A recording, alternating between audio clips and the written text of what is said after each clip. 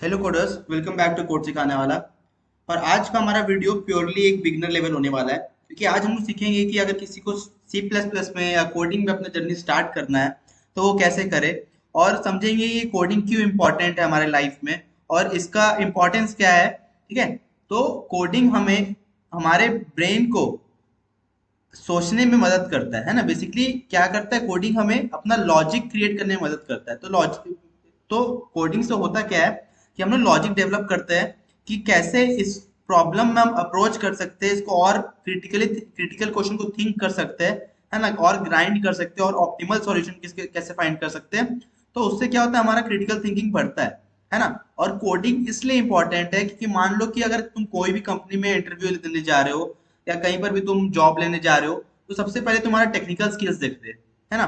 Technical skills में क्या आता है कि तुम्हारा कोडिंग कितना स्ट्रांग है, तुम कितना कोई प्रॉब्लम पे क्रिटिकली थिंक कर सकते हो। और ये क्रिटिकल थिंकिंग कैसे डेवलप होता है, जब तुम कॉम्प्लेक्स क्वेश्चन, कॉम्प्लेक्स एल्गोरिदम पे वर्क करोगे, इस पे सोचोगे कि इसको हम कैसे अप्रोच कर सकते हैं, और सोच भी लिए फिर इसको और ऑप्टिमल कैसे कर सकते हैं। ठीक है, इसलिए हमारा ये कोडिंग जर्नी जो है ये बहुत इंपॉर्टेंट है लाइफ में, कि अगर मेरे को आगे डेवलप करना है सॉफ्टवेयर इंजीनियर अपना रोल एज अ रोल, मेरे को जॉब लेना है और आगे बढ़ना है, तो कोडिंग इंपॉर्टेंट है। ठीक है, अब बात है कि बहुत सारे हमारे लैंग्वेज एग्जिस्ट करते हैं, जैसे पाइथन हो गया, सी प्लस प्लस हो गया, जावा हो गया।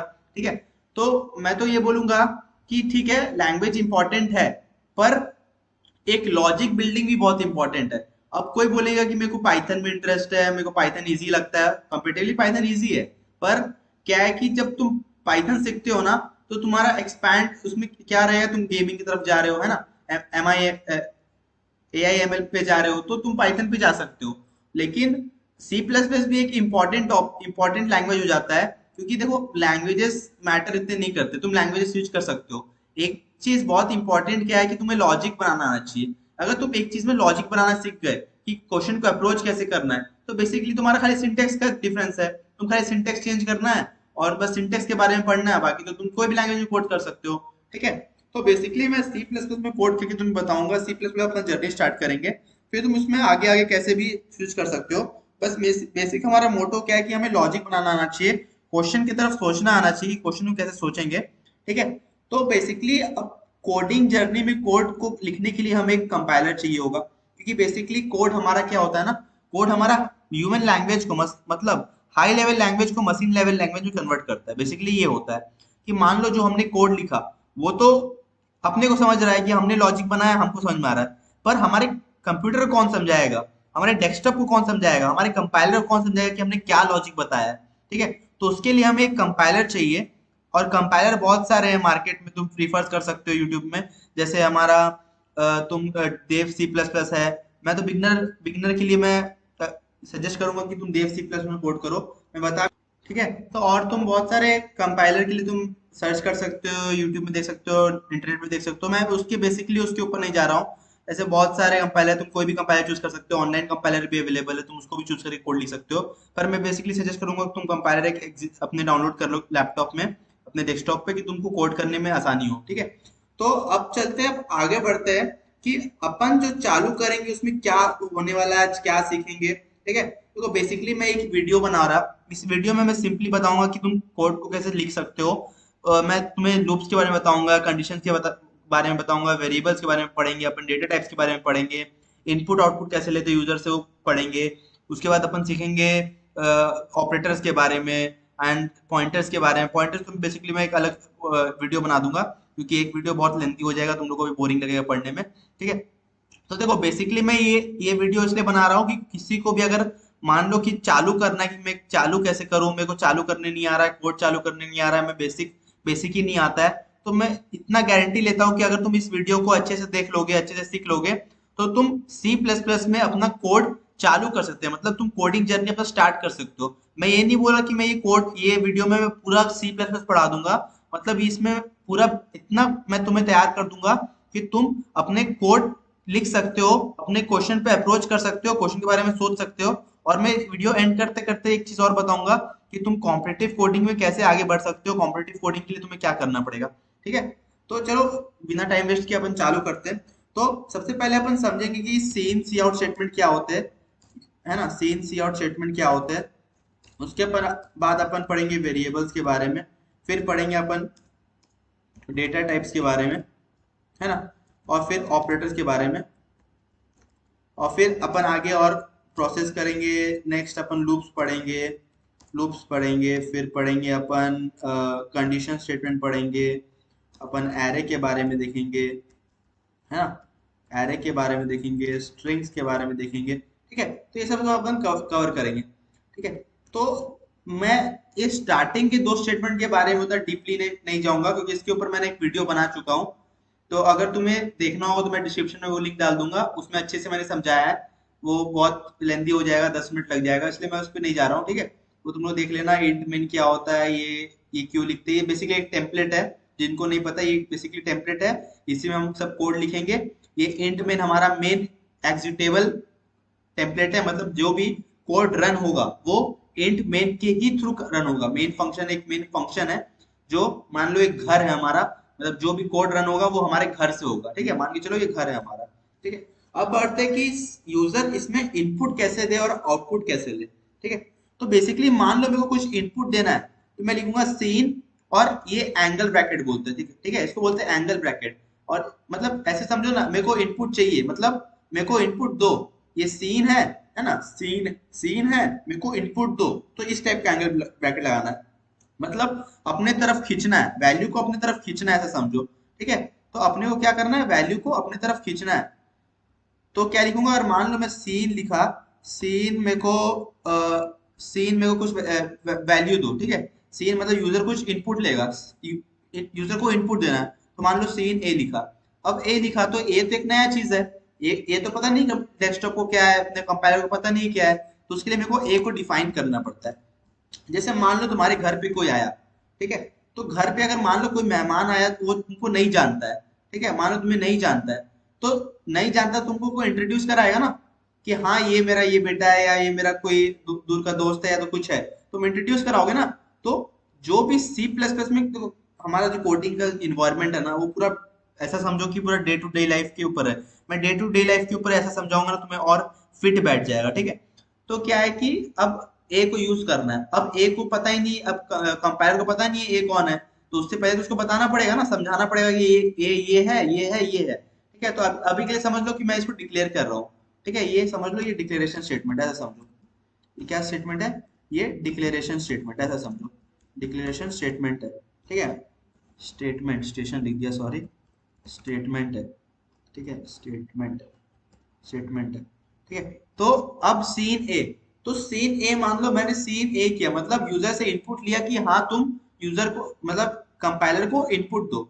अब मेरे को यूज कंपाइलर से आउटपुट चाहिए, कि कंपाइलर तुम मेरे को आउटपुट दो जो यूजर ने इनपुट लिया था। तो मैं क्या करूंगा, सी आउट ए, और इसका मतलब एंगल ब्रैकेट कैसा रहेगा, बाहर फेंको, मतलब वैल्यू को बाहर फेंको, है ना, इस टाइप से है, मतलब वैल्यू को बाहर फेंको, और इनपुट के लिए क्या था, वैल्यू को इनसाइड लो।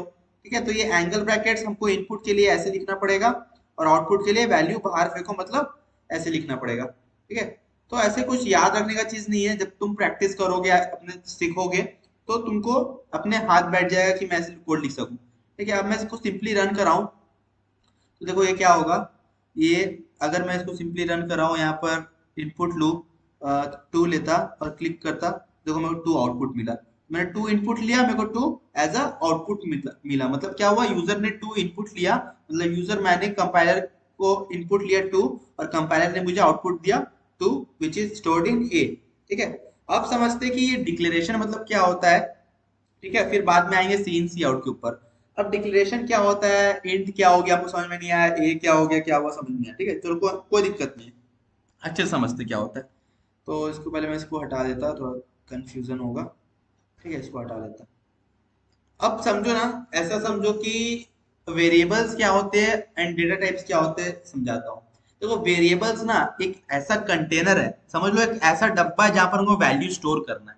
ठीक है, वेरिएबल्स को समझो एक डब्बा है, डब्बा इन द सेंस जहां पर हम वैल्यू को अपना रख सकते हैं, मतलब वैल्यू को स्टोर कर सकते हैं। ठीक है, वैल्यू का नाम दे सकते हैं कि इस वैल्यू को अगर बुलाना है तो इस डब्बे के नाम से बुलाएंगे। जैसे मान लो मैंने ए बनाया, तो ए क्या बन गया, हमारा एक डब्बा बन गया जिसका नाम ए है, और इसमें कुछ वैल्यू हम स्टोर कर सकते हैं। अब वैल्यू क्या स्टोर करेंगे वो कौन बताता है, वो बताता है हमारा डेटा टाइप। कौन बताता है, डेटा टाइप। बहुत सारे डेटा टाइप होते हैं, उसके बारे में समझेंगे, ठीक है। अब वैल्यू कौन बताता है? Data type. मतलब ये डब्बा तो बन गया, मतलब वेरिएबल बन गया, है ना। वेरिएबल बन गया और वेरिएबल का नाम क्या है? ए।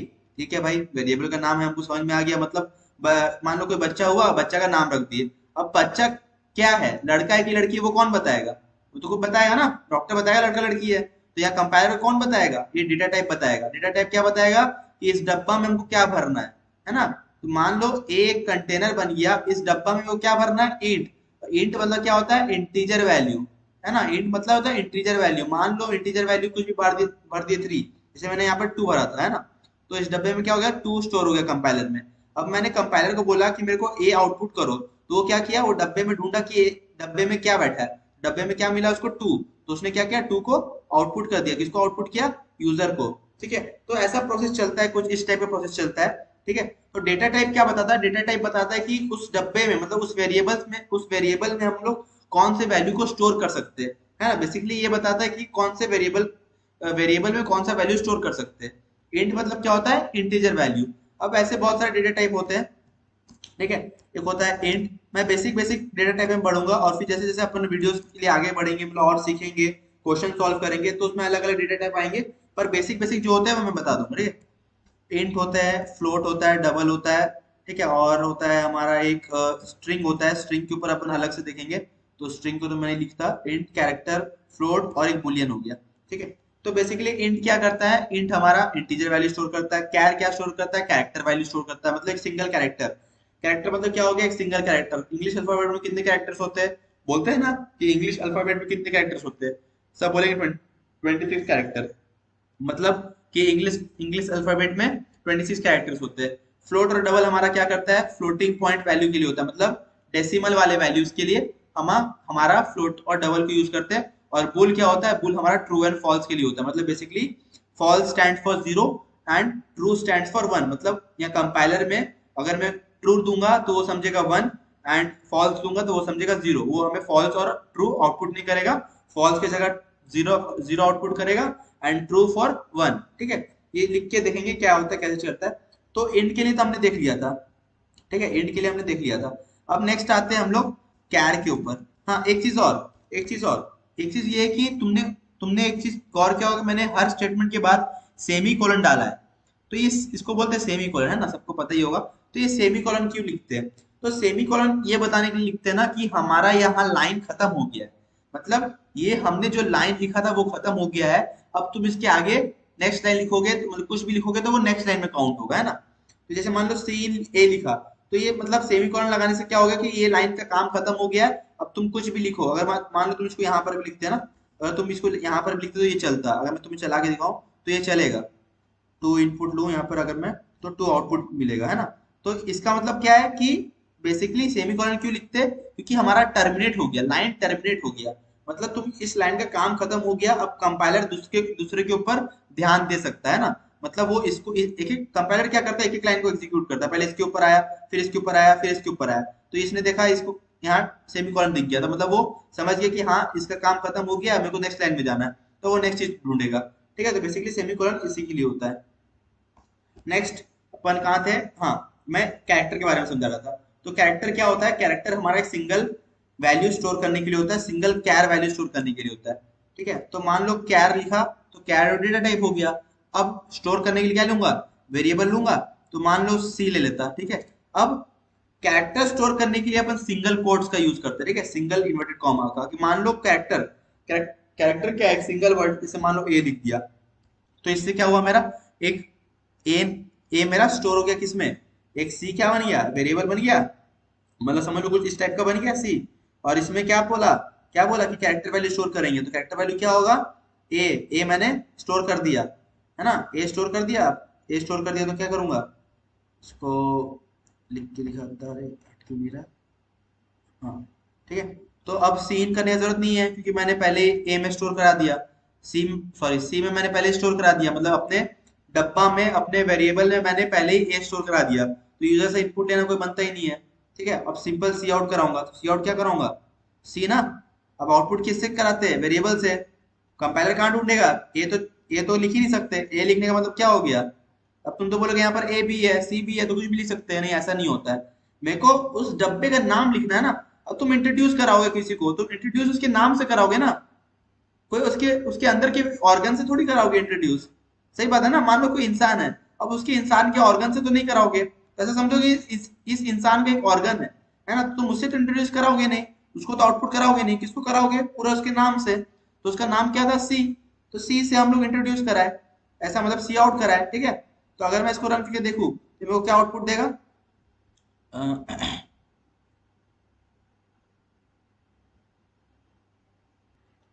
ठीक है। तो ये मेरे को क्या आउटपुट देगा, ए आउटपुट दे रहा है, ए आउटपुट दे रहा है, सही है, ठीक है। तो ये मेरे को ए आउटपुट दे रहा है। इसको मैं क्लियर कर लेता थोड़ा सा, बहुत ज्यादा, ठीक है। अब नेक्स्ट आता है फ्लोट पे। तो फ्लोट और डबल एक ही चीज होता है। फ्लोट डबल से अपन क्या करते हैं, डेसिमल वैल्यू स्टोर कर सकते हैं। तो अगर मैं लिखा double of D equals to 3.4, ठीक है, तो इससे क्या होगा, मेरा डबल वैल्यू स्टोर हो जाएगा। अगर मैं सी आउट किया डी तो मेरे को डी मिल जाएगा, सही बात है। अगर मैं लिखा एंडल, अब बताऊंगा एंडल क्या होता है, ठीक है। तो मेरे को 3.4 एज आउटपुट मिल गया। अब एंडल का मतलब क्या होता है, लाइन चेंज, मतलब लाइन ब्रेक। एंडल मतलब लाइन ब्रेक कर दो, है ना। एंडल मतलब end of the line, endl का फुल फॉर्म होता है एंड ऑफ द लाइन, मतलब यहाँ पर लाइन ब्रेक कर दो, नेक्स्ट लाइन में चल जाओ, ठीक है। तो लाइन ब्रेक, जैसे मान लो कोई मल्टीपल आउटपुट चाहिए, जैसे मान लो मैं सी आउट डी किया और सी आउट यहाँ पर कर दूंगा हेलो, हेलो, ठीक है। और अगर मैं इसको आउटपुट करके दिखाऊं तो मेरे को दोनों साथ साथ दिखेंगे, 3.4 और हेलो। लेकिन मेरे को चाहिए दोनों नेक्स्ट लाइन में, मैं क्या लिखूंगा, क्या लिखूंगा यहाँ पर, मैं लिखूंगा एंडल, है ना, नेक्स्ट लाइन और हेलो, ठीक है। तो क्या मिला, 3.4, फिर line break, end of the line, फिर हेलो, है ना। तो ये मेथड होता है। अब एंड ऑफ द लाइन की जगह अपन ये भी रख सकते थे स्पेस डालने के लिए, ठीक है। तो इससे क्या हो गया, स्पेस ऐड हो जाएगा। तो ये सिंपल सिंपल चीज है, तुम जब कोड करोगे तुम अपने समझोगे क्या, देखो यहाँ पर एक स्पेस ऐड हो गया, ठीक है। सब सिंपल सिंपल चीज है। तो अपन जैसे आगे आगे बढ़ते जाएंगे और इसको एक्सप्लोर करेंगे और सीखेंगे क्या होता है, ठीक है। एक चीज और, कि अगर डबल डबल वैल्यू में अगर इंटीजर वैल्यू दे दिया तो क्या होगा, तो देखते हैं क्या होगा।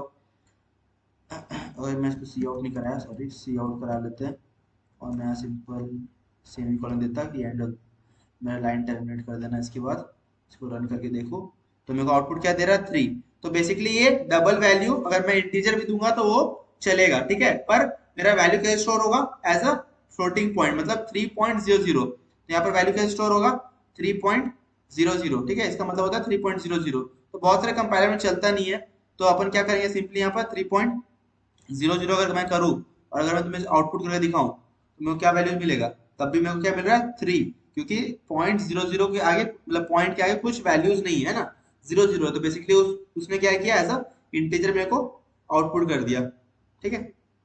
ये हो गया हमारा डबल मतलब फ्लोट, दोनों एक चीज होता है। नेक्स्ट है हमारा बुलियन। अब बुल क्या होता है, अगर मैं बुल लिखूं बी इक्वल्स टू ट्रू और अगर सी आउट कराऊं बी को, ठीक है, तो अब देखना मेरे को आउटपुट क्या देगा। ये मेरे को आउटपुट दे रहा है 31, सॉरी इसका 3 दे रहा है ना, ये मेरे को क्या बोलेगा, 0, ठीक है। तो बुलियन बेसिकली दो वैल्यूज देता है, 0 एंड 1, बताने के लिए होता है कि ट्रू है कि फॉल्स है, ठीक है। तो ये होता है बुलियन डेटा टाइप, ठीक है। नेक्स्ट आते हैं हमारे, हम समझते हैं कि कैर, अब कैर के ऊपर और देखते हैं, ठीक है। अब कैर मतलब हमारा क्या होता है, कैर हमारा एक सिंगल वैल्यू स्टोर करने के लिए होता है, single value in the sense single character store करने के लिए होता है। कैर मतलब कैरेक्टर, इंट मतलब इंटीजर, फ्लोट मतलब फ्लोटिंग वैल्यू, बुल मतलब बुलियन वैल्यू, ठीक है। तो कैर मतलब कैरेक्टर, एक सिंगल कैरेक्टर। कैरेक्टर कैसे लिखते हैं हम लोग, इन्वर्टेड, सिंगल इन्वर्टेड कॉमा में लिखते हैं, ठीक है, सिंगल इन्वर्टेड कोट्स में लिखते हैं अपन कैरेक्टर। अब हर कैरेक्टर का ना एक एस्की वैल्यू होता है। अब तुम पूछोगे भाई एस की वैल्यू क्या होता है, ठीक है। तो मैं सिंपली तुम्हें एस की वैल्यू अगर दिखाऊं क्या होता है, जो ये सब याद नहीं रखना है, ये सिंपल एक एस की वैल्यू में दिखाता तुम्हें क्या होता है। हाँ, देखो एस की वैल्यू क्या होता है वो मैं बता रहा हूँ। देखो कंपाइलर जो होता है ना, कंपाइलर जो वैल्यू स्टोर करता है ना, वो एज एस की वैल्यू स्टोर करता है। मान लो मैं कुछ कैरेक्टर दिया, तो वो कैसे स्टोर करेगा, उसको एज एस की वैल्यू स्टोर करेगा, ठीक है। जैसे तुमको ज्यादा ज्यादा चीज याद रखना है, तुमको खाली एक चीज रेंज याद रखना है कि कैपिटल ए का, ठीक है, कैपिटल ए का और कैपिटल जेड का रेंज क्या होगा, ठीक है। उसके बाद तुम्हें क्या रखना है, स्मॉल ए का कहाँ से चालू होता है और स्मॉल स्मॉल जेड कहाँ खत्म होता है, और 0 to 9। तो बेसिकली अगर मैं तुम्हें यहाँ दिखाऊं, तो कोड से दिखाऊं और फिर मैच करेंगे, ठीक है। मैं कोड से दिखाऊंगा और फिर मैच करेंगे। अगर मैं यहाँ पर लिख दूं सिंगल कैरेक्टर 9, ठीक है, मान लो 9 लिख देता।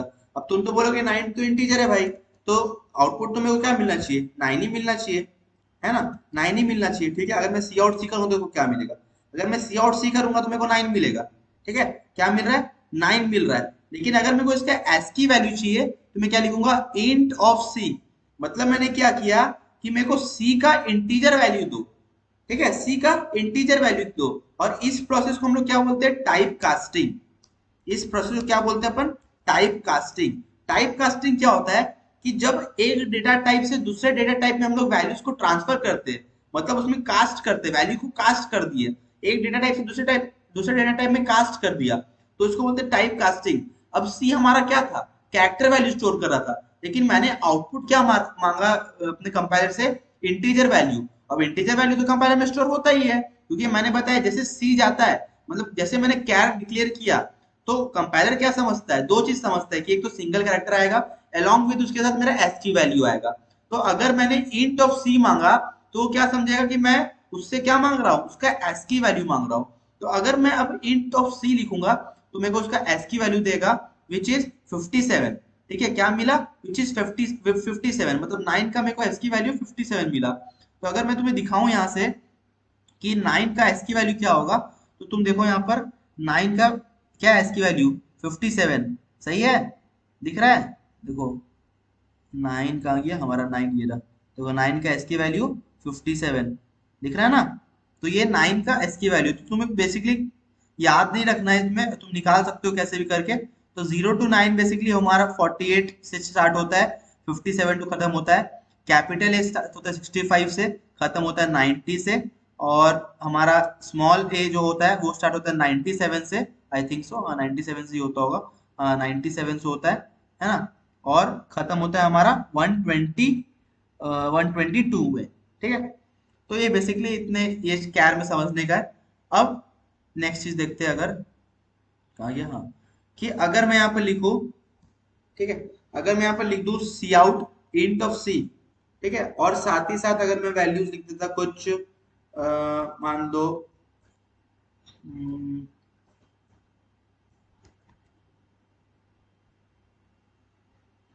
ठीक है। तो अब एक चीज और समझने की है कि मान लो मैं एक वैल्यू बनाया, इंटीजर वैल्यू, मान लो ए पे मैंने इंट ए बना, मेरे ऊपर बना हुआ है, तो चलो यहीं पर लिख देता। अगर मैं इंट ए लिखा 3, ठीक है, अगर इंट ए लिखा 3 और अगर मैं इसको आउटपुट कराऊंगा, ठीक है, अगर मैं सिंपली इसको आउटपुट कराऊं सी आउट ए कराया, ठीक है। अभी अभी के लिए इसको मैं कमेंट आउट कर देता हूँ। कमेंट आउट करने के लिए सिंपली मेरे को control and forward slash click करना पड़ता है, कंट्रोल पर फॉरवर्ड स्लैश, कंट्रोल पर फॉरवर्ड स्लैश, और कमेंट हटाने के लिए control plus forward slash. Comment मतलब क्या होता है कि ये कंपाइलर में रन नहीं होगा, पर बेसिकली ह्यूमन अंडरस्टैंडिंग के लिए लिखते हैं, ठीक है, कमेंट्स। ये होता है, मैं छोटे छोटे चीजें जैसे आगे बढ़ते जाएंगे मैं बताते जाऊंगा। तो जैसे मैंने सी आउट ए किया तो मेरे को क्या मिल गया, सी आउट ए करने से क्या मिल गया, इंटीजर वैल्यू मिल गया जो कि स्टोर था। अगर मैं इसको तो मेरे को आउटपुट क्या देगा, 4 देगा। अगर मैं इसको रन करके देखूं तो, ठीक है, तो ये मेरे को क्या दे रहा है, 4 एज आउटपुट दे रहा है ना। तो ऐसा नहीं है कि अगर मैं इंटीजर बनाया और डेसिमल गलती से दे दिया तो वो गलत हो जाएगा। वो गलत होगा कब, कब गलत होगा कि अगर मान लो मैं इंटीजर के साथ ही कोई वैल्यू फ्लोट डाल रहा हूँ, तो ये मेरे को एरर देगा। क्यों एरर देगा, क्योंकि यहीं पर मैंने उसका नामकरण किया और यहीं पर मैं बताया इंटीजर ही वैल्यू स्टोर कर सकते हैं, और तुम वैल्यू डाल दे रहे हो 3.4, मतलब फ्लोटिंग पॉइंट। तब मेरे को ये एरर देगा क्या, expected unqualified ID before numeric constant. मतलब मैंने यहाँ पर अनक्वालिफाइड डाटा मिसमैच कर दिया, ऑपरेंड मिसमैच कर दिया, ठीक है। तो ये पॉसिबल नहीं है, पर अगर मान लो गलती से किसी ने बाद में वैल्यू स्टोर करा दिया तो वो पॉसिबल है कि वो वैल्यू को अपने नियरेस्ट पे ले लेता है। अब इसमें स्टेटमेंट के बारे में कोई चीज ध्यान रखना कि अगर मान लो मैंने यहाँ सीन ए लिख दिया, सीन बी लिख दिया, सीन सी लिख दिया, ठीक है, और सबसे पहले मैं क्या करता है, इंट ए बी सी को डिक्लेयर कर देता, ए कॉमा बी कॉमा सी। देखो तुम डिक्लेयर ऐसे भी कर सकते हो, ऐसा नहीं है कि तुमको हर हर के लिए अलग अलग लाइन लगाना पड़ेगा। मान लो तीनों इंटीजर वैल्यू है तो तुमको ऐसा नहीं लिखना पड़ेगा हर बार कि इंट ए बार डिक्लेयर किया, फिर इंट बी किया और इंट सी किया। ऐसा करने की जरूरत नहीं है, ठीक है। तुम सिंपली क्या कर सकते हो, एक बार डेटा टाइप का नाम लिखिए और सारा वेरिएबल्स को कॉमा कॉमा डाल के लिख सकते हो, ठीक है। और सीन स्टेटमेंट को भी ऐसे लिख सकते हो। ऐसा नहीं कि मान लो तुमको तीन सीन करना है तो पहले सीन ए लिखे, फिर टर्मिनेट किए, फिर सी इन बी लिखे, टर्मिनेट किए, फिर सी इन सी लिखे, ऐसा नहीं लिख सकते हो। तुम ऐसे भी लिख सकते हो, एंगल ब्रैकेट डालो और ए बी सी लिखते जाओ। ठीक है, जितने बार तुमको इनपुट चाहिए तुम एंगल ब्रैकेट डाल के लिखते जाओ। आउटपुट के लिए भी सेम है। ठीक है, अब मेरे को समझाना क्या है यहाँ पर, वो देखो, इसको भी कमेंट आउट कर देता। समझाना ये है कि मान लो मेरे को तीन आउटपुट चाहिए, तीन इनपुट चाहिए, तो अगर मैं इसको रन करके दिखाऊं, ठीक है, तो इनपुट का स्ट्रक्चर कैसा था वो समझो। देखो इसे मैं टू लिखा, टू लिखा, टू लिखा, तो तुम बोलोगे तीन इनपुट ले लिया, है ना, तुम बोलोगे तीन इनपुट ले लिया, तो अगर मैं इसको इनपुट एंटर करूंगा ना, देखो ये टर्मिनेट नहीं होगा, मतलब प्रोग्राम खत्म नहीं हुआ। क्यों खत्म नहीं हुआ? क्योंकि इनपुट लेते समय स्पेस और नेक्स्ट लाइन को कंपाइलर क्या समझता है कि नेक्स्ट वैल्यू स्टोर कर रहे। जैसे मान लो मैंने टू टू टू लिखा, तो इसका मतलब क्या हुआ कि टू टू टू स्टोर होगा हमारे ए में। ऐसा नहीं है कि टू स्टोर हो गया ए में, टू स्टोर हो गया बी में, टू स्टोर हो गया सी में। ऐसा नहीं है कि तीनों एक एक वैल्यूज अलग अलग वेरिएबल में स्टोर होगा, ऐसा नहीं है। ये क्या हुआ कि तीनों वेरिएबल, तीनों इंटीजर वैल्यू एक ही वेरिएबल में स्टोर हुए ए में। जब तक मैं स्पेस या इंटर क्लिक नहीं करूंगा तब तक कंपाइलर को नहीं पता चलेगा कि हम नेक्स्ट वैल्यू इंटर कर रहे हैं। अब मैं इंटर करूं 555 तो नेक्स्ट में होगा, अब मैं इंटर करूं 999 तब नेक्स्ट में होगा, अब प्रोग्राम खत्म हुआ। तो अब समझ में आया कि प्रोग्राम को कि ये हमने तीन वैल्यूज इंटर की है, 222 555 999 for three variables A B C A respectively. ठीक है, मतलब तीन वेरिएबल्स की ना मैंने तीन वैल्यूज इनपुट लिए। ठीक है, तो स्पेस और इंटर देने के बाद ही कंपाइलर को समझ में आता है कि हमने अलग अलग इनपुट अलग अलग वेरिएबल्स में डाले और सिक्वेंशियल डालना है। ठीक है, जैसे ए के लिए ये डालना है, बी के लिए डालना है, सिक्वेंशियल डालना है। जैसे मैंने सी स्टेटमेंट लिखा है वैसे मैंने सिक्वेंशियल मेरे को इनपुट लेना पड़ेगा, अब आउटपुट देना पड़ेगा। ठीक है, ये था हमारा इनपुट आउटपुट के बारे में, सारे के डेटा टाइप्स के बारे में, वेरिएबल्स के बारे में, डेटा टाइप्स के, और इसके बारे में सी इन सी आउट के बारे में, इनपुट आउटपुट के बारे में। अब आते हैं कि आउटपुट आउटपुट बोल रहा मैं, ऑपरेटर्स क्या होता है हमारा सी प्लस में। ठीक है, अब समझते हैं ऑपरेटर्स क्या होता है। देखो मैथ्स में हमने पढ़ा है ऑपरेटर्स क्या होता है। ऑपरेटर्स क्या होता है? कोई भी दो चीज को सम करने के लिए, इनटू करने के लिए, डिवाइड करने के लिए, प्लस करने के लिए, इनटू करने के लिए, सब वो क्या होता है? ऑपरेटर्स होता है। ऑपरेटर्स बेसिकली क्या होता है? कोई चीज कंप्यूट कराने के, मतलब कोई भी दो दो चीज, कोई वेरिएबल है, दो वैल्यूज है, उसको कंप्यूट कराने के लिए ऑपरेटर्स होते हैं। खाली कंप्यूट मतलब कुछ कंपेयर कराने के लिए, असाइन कराने के लिए ऑपरेटर्स का यूज करते हैं। तो सी प्लस प्लस जो ऑपरेटर्स होता है ना, सिमिलर बेसिकली हमारा मैथ्स का ऑपरेटर है। ठीक है, पर इसमें क्या है, बहुत सारे ऑपरेटर्स होते हैं। ठीक है, तो अपन एक एक करके देखेंगे। ठीक है, तो ऑपरेटर्स मेनली ब्रॉड डिवाइड होते हैं अरिथमेटिक में, ठीक है, लॉजिकल में,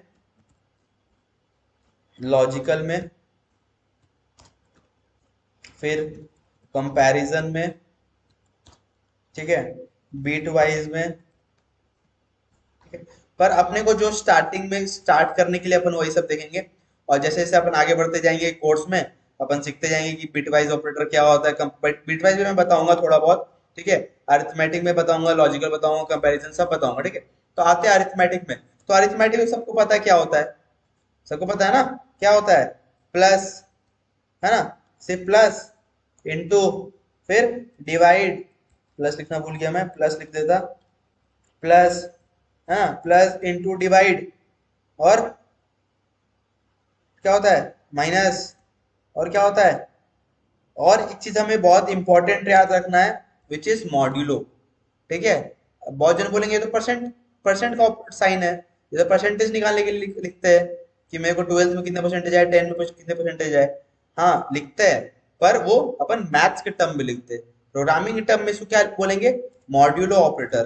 क्या बोलेंगे? Modulo operator, modulo operator. और इसका काम क्या है? इसका काम है हमें क्या देना? इसका काम है हमें रिमाइंडर देना। ठीक है, ये क्या देगा? रिमाइंडर देगा। ठीक है, और ये डिवाइड ऑपरेटर क्या देगा हमें? क्या देगा? डिवाइजर देगा। ठीक है, ये डिवाइजर देगा। मतलब मान लो 4 को डिवाइड करना है, ठीक है, अगर मैं लिख दिया 4 डिवाइड बाई 2, तो इसका मतलब क्या हो गया? आंसर मिलेगा 2, क्योंकि 2 2 जा 4, मतलब 2 2 से डिवाइड, 2 को 2 से इंटू करेंगे तो ना 4 कटेगा, तो 2 क्या हो गया? हमारा डिवाइजर हो गया। पर अगर मैं लिख दूं 4 मॉड्यूलो 2, अच्छे से लिखता है इसको, अगर लिख दूं 4 मॉड्यूलो 2, तो इसका मतलब क्या होगा? मॉड्यूलो मतलब क्या बताया मैंने? रिमाइंडर। तो 4 को जब डिवाइड करेंगे 2 से तो क्या रिमाइंडर मिलेगा? मिलेगा 0। इसका आंसर क्या होगा? 0। ठीक है, तो आंसर क्या मिलेगा? 0। ठीक है, तो ये होता है मॉड्यूलो के बारे में। प्लस के बारे में बताना जरूरी है नहीं, माइनस के बारे में बताना जरूरी है नहीं, और मल्टीप्लिकेशन के बारे में बताना जरूरी है नहीं। तो अगर मैं इसको रन करके दिखाऊं तो सिंपली क्या करना है?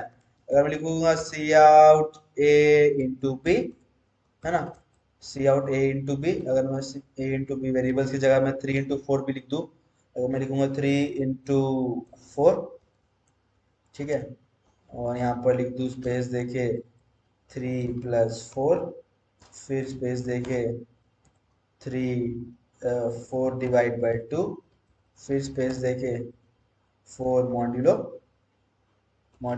2। ठीक है, यहीं पर रन करके देख लेते हैं सबको। 3 इंटू 4 12, 7, देखो डिवाइजर दिया, 4 डिवाइड बाई 2 डिवाइजर दिया, और मॉड्यूलो 4 मॉड्यूलो 2 मतलब रिमाइंडर दिया 0। ठीक है, तो मॉड्यूलर ऑपरेटर का बहुत इंपॉर्टेंस है, वो अपन देखेंगे क्या इंपॉर्टेंस है। ये था अरिथमेटिक। ठीक है, ऐसे बहुत सारे ऑपरेटर होता है, मैं दिखा देता हूँ तुम लोगों को क्या क्या ऑपरेटर होते हैं लिखने से अच्छा। तो अगर मैं यहाँ पर, तुम डॉक्यूमेंटेशन चेक कर सकते हो सी प्लस प्लस का, मैं लिंक डाल दूंगा डिस्क्रिप्शन में, operators in C plus plus. तो ये सब एक बार देखने का है बस, गिग्स फॉर गिग्स में भी देख सकते हो। ठीक है, तो हमने अरिथमेटिक ऑपरेटर देख लिया। ठीक है, ये मैं बताऊंगा क्या होता है। अरिथमेटिक क्या देख लिया तुमने, इक्वल्स ये क्या है हमारा, रिलेशनल ऑपरेटर देखेंगे अपन। ठीक है, लॉजिकल ऑपरेटर देखेंगे। ठीक है, बिट वाइज देखेंगे। चलो, तो अपन आते हैं अपने वापस से प्रोग्राम के ऊपर। और मेरे को अरिथमेटिक में एक चीज और बताना है कि अपन ने जितना ये देखा ना, ये क्या था, बाइनरी ऑपरेटर्स थे। ठीक है, बाइनरी मतलब क्या होता है कि ये ऑपरेटर्स अपन कब लगा सकते हैं? दो वैल्यूज के बीच में, है ना, इसलिए इसको बोलते हैं बाइनरी। अब अरिथमेटिक में दो ऐसे ऑपरेटर्स आते हैं, plus plus and minus minus, जिसको बोलते हैं यूरिनरी। ठीक है, यूरिनरी। ठीक है, यूरिनरी ऑपरेटर। अब यूरिनरी ऑपरेटर मतलब क्या हुआ कि जो अपन एक वैल्यू के साथ लगा सकते हैं, मतलब एक वैल्यू यूज करके लगा सकते हैं। ठीक है, अब दो चीज होता है, प्लस प्लस और माइनस माइनस क्या होता है, अब समझते हैं अच्छे से। प्लस प्लस मतलब होता है इंक्रीमेंट ऑपरेटर, माइनस माइनस मतलब होता है डिक्रीमेंट ऑपरेटर। जैसे मान लो मैंने इंट ए लिखा 10। ठीक है, अगर मैं सी आउट ए प्लस प्लस लिखूं, ठीक है, और सी आउट ए माइनस माइनस लिखूं, तो क्या होगा? बताओ क्या होगा? सबसे पहले समझो प्लस प्लस मतलब क्या होता है, माइनस माइनस मतलब क्या होता है। ये प्लस प्लस मतलब क्या होता है कि एक वैल्यू ऐड करना। ठीक है, इसका मतलब होता है A equals to A plus one. ठीक है, और ए माइनस माइनस का मतलब क्या हो गया, A equals to A minus one. Basically increment operator क्या करता है, एडिशन ऑफ वन करता है, और डिक्रीमेंट ऑपरेटर डिक्रीमेंट ऑफ डिक्रीमेशन मतलब वैल्यूज का सब्ट्रैक्शन ऑफ वन करता है। ठीक है, एक एक बार उसको घटाता है। ठीक है, अब दो चीज इसमें टर्म आते हैं, एक होता है पोस्ट इंक्रीमेंट, एक होता है प्री इंक्रीमेंट। ये मैंने अगर ए प्लस प्लस लिख दिया, इसका मतलब हो गया पोस्ट इंक्रीमेंट। इसका मतलब होता है पोस्ट इंक्रीमेंट, मतलब अगर मैंने लिख दिया ए प्लस प्लस, तो इसको हम लोग क्या बोलेंगे, पोस्ट इंक्रीमेंट। पोस्ट इंक्रीमेंट,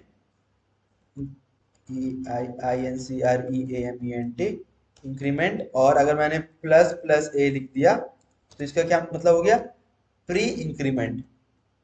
ठीक है, प्री इंक्रीमेंट। अब समझते हैं प्री इंक्रीमेंट और पोस्ट इंक्रीमेंट क्या होता है। ठीक है, प्री इंक्रीमेंट और पोस्ट इंक्रीमेंट क्या होता है।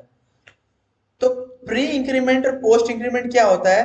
पोस्ट इंक्रीमेंट मतलब होता है कि वैल्यूज को पहले यूज करो और उसके बाद वैल्यू को इंक्रीमेंट करो। ठीक है, मैं लिख देता समझने के लिए, फिर देखेंगे रन करके। पोस्ट मतलब क्या हुआ, फर्स्ट यूज देन इंक्रीमेंट। ठीक है, और प्री मतलब क्या होगा, first increment in case of increment मतलब प्लस प्लस के केस में, या डिक्रीमेंट इन केस ऑफ, दोनों के लिए सेम रहेगा, decrement case of, CREADE, decrement. Decrement in first increment decrement in case of first increment decrement then use, sorry, first increment decrement then use. लेकिन post का मतलब क्या होता है, फर्स्ट यूज देन इंक्रीमेंट और डिक्रीमेंट, जो भी जिसके हिसाब से भी अपन यूज करेंगे। ठीक है, अब इसको रन करके देखते हैं। अगर मैं इसको रन करूं तुम तो बोलोगे कि भैया ए का वैल्यू, आपने बोला A equal to A plus one होना चाहिए, मतलब मेरे को आउटपुट क्या मिलना चाहिए, 11 मिलना चाहिए, है ना। अभी के लिए इस स्टेटमेंट को कमेंट आउट करता, 11 मिलना चाहिए। चलो रन करके देखते हैं। लेकिन मैं बोलूंगा आंसर मिलेगा 10। ठीक है, मिला 10, क्योंकि मैंने क्या बोला, ये किस टाइप का हमारा है, पोस्ट इंक्रीमेंट, मतलब पहले वैल्यू को क्या करो, यूज करो, उसके बाद इंक्रीमेंट करो। अब यहाँ पर हुआ क्या होगा कि ए हमारा एक डब्बा है, डब्बा में वैल्यू स्टोर है 10। अब इसको मिला ए प्लस प्लस, ए प्लस प्लस मिला, मतलब क्या ए प्लस प्लस क्या मिला, क्या बोला कि ये जो वैल्यू है उसको तुम पहले निकाल के यूज कर लो। ठीक है, और उसके बाद जब तुम नेक्स्ट जाओगे तो वैल्यू 11 स्टोर हो जाएगा। मतलब देखो दो चीज होता है, एक होता है मेमोरी और एक होता है जो सामने दिखता है। अब जो ये 10 है ना, ये हमारे मेमोरी में स्टोर है। तो जब इसको आउटपुट मांगा गया तो इसने क्या किया, 10 आउटपुट कर दिया। पर मेमोरी में क्या किया इसने, इसको काट के क्या कर दिया, अपडेट करके डब्बे में इसने वैल्यू 11 अपडेट कर दिया। ठीक है, भले ही इसने आंसर क्या किया, 10 किया, पर डब्बे में अपडेट क्या कर दिया, 11, मतलब मेमोरी में इसने वैल्यू क्या स्टोर कर दिया, 11। तो नेक्स्ट टाइम अगर मैं इसको आउटपुट करूं, अगर नेक्स्ट टाइम इसको मैं अगर आउटपुट करूं सी आउट ए, तो देखो मेरे को आउटपुट क्या मिलेगा। अब मेरे को आउटपुट मिलेगा 10 in 11। अगर मैं उसको स्पेस यहाँ पर एंडल दे देता समझने के लिए, एक साथ दिख रहा है तो मैं बोलोगे क्या दिख रहा है आंसर। ठीक है, मेरे को क्या मिला, 10 in 11, सही है, जैसे मैंने समझाया। ठीक है, अगर मैं यहाँ पर लिख दूं a माइनस माइनस, ठीक है, अगर यहाँ पर लिख दूं a माइनस माइनस तो क्या होगा।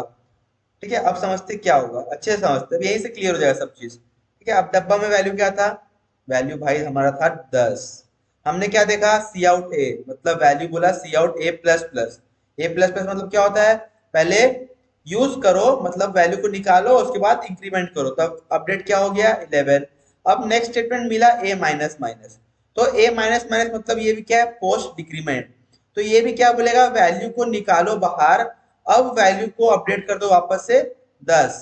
ठीक है, तो अब इस केस में क्या होगा, ए माइनस माइनस क्या आउटपुट करेगा, 10 करेगा, नहीं 11 करेगा। क्यों, क्योंकि ये वैल्यू डिक्रीज नहीं कर रहा है, समझा, ये वैल्यू डिक्रीज नहीं कर रहा है, ये वैल्यू को पहले यूज कर रहा है। और कौन सा वैल्यू यूज कर रहा है, 11। क्यों, क्योंकि हमारे डब्बे में वैल्यू क्या हो गया था, वैल्यू डब्बे में 10 था, तो 10 कट के क्या हो गया था, 11। तो वापस से जब स्टेटमेंट में दिखा इसको पोस्ट डिक्रीमेंट, तो पहले यूज करो, है ना, पहले यूज करो। अब वैल्यू बोला डिक्रीमेंट करने, तो मतलब वैल्यू अब क्या हो गया, 10। तो अब इस केस में अगर मैंने सी आउट ए किया, अब इस केस में अगर मैं सी आउट ए करूंगा तो मेरे को आंसर क्या मिलेगा, 10, 11 एंड देन 10। तो ये था हमारा पोस्ट इंक्रीमेंट। अगर मैं इसी को प्री इंक्रीमेंट करके दिखाऊं, प्लस प्लस ए लिखूं, तो इसका मतलब क्या होगा, पहले वैल्यू को यूज करो, तब वैल्यू यूज किया हुआ इसको क्या मिलेगा, वैल्यू यूज करेगा, नहीं पहले वैल्यू, सॉरी, प्री इंक्रीमेंट मतलब, अब ये हमारा क्या है, प्री इंक्रीमेंट। प्री इंक्रीमेंट क्या बोलता है, पहले वैल्यू को इंक्रीज करो, उसके बाद यूज करो, तब इंक्रीज करके क्या होगा, 11। क्या आउट एरर मिल रहा है वापस, क्या मतलब, मेरे को अब वैल्यू क्या मिला, मतलब अब वैल्यू क्या मिला, पहले इंक्रीमेंट, मतलब पहले इंक्रीमेंट करो उसके बाद यूज करो। तो वैल्यू क्या था, 10 था, तो क्या बोला, नहीं मेरे को पहले इंक्रीमेंट करके दो वैल्यू को, तो वैल्यू क्या हो गया, इंक्रीमेंट, और ये वैल्यू को इसने यूज किया। सेम कैसे डिक्रीमेंट के लिए भी, तो तुम उसको रन करके देख लेना और एक्सक्लूड कर लेना। ठीक है, तो ये था हमारा increment, post increment, pre increment के बारे में। नेक्स्ट आता है हमारा रिलेशनल ऑपरेटर क्या होता है। जल्दी जल्दी मैं पढ़ाता हूँ रिलेशन ऑपरेटर, तो ये तुम लोग चेकआउट कर सकते हो अपने डॉक्यूमेंटेशन में जाके, उतना कुछ हार्ड नहीं है। ठीक है, तो रिलेशनल ऑपरेटर क्या होता है, बेसिकली रिलेशन ऑपरेटर में हमारे 3-4 टॉपिक आएंगे। सबसे पहले मैं अगर यही से समझा दूँ तुम लोग को जल्दी जल्दी, सारे टॉपिक्स फिर कवर नहीं होंगे एक ही वीडियो में। ठीक है, तो रिलेशन ऑपरेटर क्या होता है, रिलेशन ऑपरेटर सबसे पहले आता है double equals to, greater than, less than equals to, less than equals to, greater than equals to, not not equals to. ठीक है, तो एक बार समझा ही देता। ठीक है, तो चलो क्या होता है, डबल इक्वल्स टू होता है, लेस देन होता है, ग्रेटर देन होता है, ग्रेटर देन इक्वल्स टू होता है ना, लेस देन इक्वल्स टू होता है, नॉट इक्वल्स टू होता है। ठीक है, तो basically greater than less then समझ में आता ही है। अब ये मत समझ लेना कि ये एंगल ब्रैकेट वाला सेम होता है, ये अलग होता है, ये एंगल ब्रैकेट से समझना। ठीक है, ऑपरेटर से मत समझना इसको, ये ग्रेटर देन का साइन है, पर मैं तुमको इसको एंगल ब्रैकेट बोलना सिखा रहा हूँ, क्योंकि ये ऐसे एंगल ब्रैकेट समझना, नहीं तो तुम लोग कंफ्यूज हो जाओगे कि ग्रेटर देन साइन है या लेस देन साइन है। ठीक है, तो अब लेस देन ग्रेटर देन समझता है क्या होता है, कंपैरिजन की, अगर ये इससे बड़ा है तो ये होगा, अगर ये छोटा है तो बड़ा होगा, ये होगा। ठीक है, तो अगर मैं तुम्हें एक सिंपल इफ की कंडीशन समझाऊं, ये हमारा कंडीशनल का पार्ट है, मतलब ये कंडीशन का पार्ट है। जब हम लोग, मैंने बताया ना कि हम लोग कंडीशंस पढ़ेंगे, शायद वो मैंने हटा दिया, लूप्स कंडीशन पढ़ेंगे, वो उसका पार्ट है। पर मैं ऐसे कोड समझाने के लिए लिख दे रहा हूँ कि अगर मैं लिख दूं 3 इक्वल्स टू अगर 3 हुआ तो क्या करो, सी आउट कर दो यस। ठीक है, इसका मतलब क्या होता है, ये कंपैरिजन ऑपरेटर बोलते हैं इसको। ठीक है, इसको क्या बोलते हैं, comparison operator. Double equal to मतलब क्या होता है कि डबल इक्वल टू क्या करता है कि दोनों साइड ऑपरेटर ऑपरेटर को मैच कर ऑपरेंड को मैच करता है कि दोनों ऑपरेंड सेम है कि नहीं। अगर दोनों ऑपरेंड सेम है तो ये क्या बोलेगा, सी जो अंदर का जो रन कोड है वो रन होगा।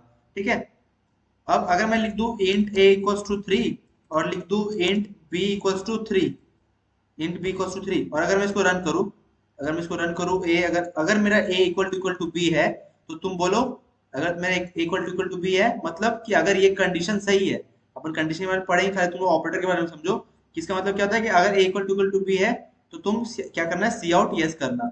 तो अगर मैं इसको रन करूं तो दोनों तो सही है। क्या है, मैं इसको अभी कैर ले लेता, और कैर और इसको क्या करता, कैरेक्टर के लिए हम सिंगल कोट डालते। अगर अब मैं इसको आउटपुट करके दिखाऊं तो ये मेरे को कुछ आउटपुट नहीं करेगा। ठीक है, क्यों आउटपुट कुछ नहीं कर रहा है, क्योंकि यहाँ पर ये क्या कर रहा है ना, ये भले वैल्यू सेम है पर इसका डेटा टाइप अलग है ना, इसका डेटा टाइप अलग है। तो कंपैरिजन में अपन को ये याद रखना है कि जो कंपैरिजन ऑपरेटर होता है वो क्या चेक करता है, क्या चेक करता है कि भले वैल्यू सेम है पर डेटा टाइप अलग है तो उसको कंसिडर नहीं करेगा। ठीक है, तो अपने को ये याद रखना है कि ये खाली वैल्यू चेक नहीं करता है, ये हमारे डेटा टाइप को चेक करता है सी प्लस प्लस में कि अगर डेटा टाइप अलग है तो वो उसको कंडीशन को ट्रू नहीं मानेगा। ठीक है, तो अपने को ये याद रखना है। अब आगे बढ़ते, लेस देन ग्रेटर देन तो सही है, समझ में आता है सबको। Less greater than equal to, less than equal to क्या होता है, less than greater than equal to क्या होता है। अच्छा, लेस देन ग्रेटर देन मतलब क्या होता है कि स्ट्रिक्टली इससे बड़ा होना चाहिए ना, स्ट्रिक्टली बड़ा होना चाहिए। अगर मैं यहाँ लिख दूं 3 ग्रेटर देन 4, मतलब 3 लेस देन 4 मतलब 4 ग्रेटर देन 3, तो इसका मतलब समझ में आता है कि हाँ 4 मेरा 3 से बड़ा है ना, 4 3 से बड़ा है। ठीक है, लेकिन अगर मैं 4 ग्रेटर देन इक्वल टू 3 लिख दिया, अगर इसको अच्छे से लिखता और ऐसे लिखूंगा 4 ग्रेटर देन इक्वल टू 3, तो इसका मतलब क्या होता है कि दोनों में से कुछ ट्रू होना चाहिए, या तो ये बड़ा हो या तो इक्वल टू हो, है ना। तो अगर मैं इसको 3 करूं तब तुम बोलोगे 3 तो हमारा 3 से बड़ा है नहीं, वो तो इक्वल टू है। तो एक चीज यहाँ इसमें ये चीज ये याद रखना है कि greater than equal to less than equal to मतलब क्या होता है कि या तो ग्रेटर होना चाहिए या तो इक्वल टू होना चाहिए, है ना। और लेस देन इक्वल टू भी वही मतलब होता है, या तो लेस देन होना चाहिए या तो इक्वल टू होना चाहिए।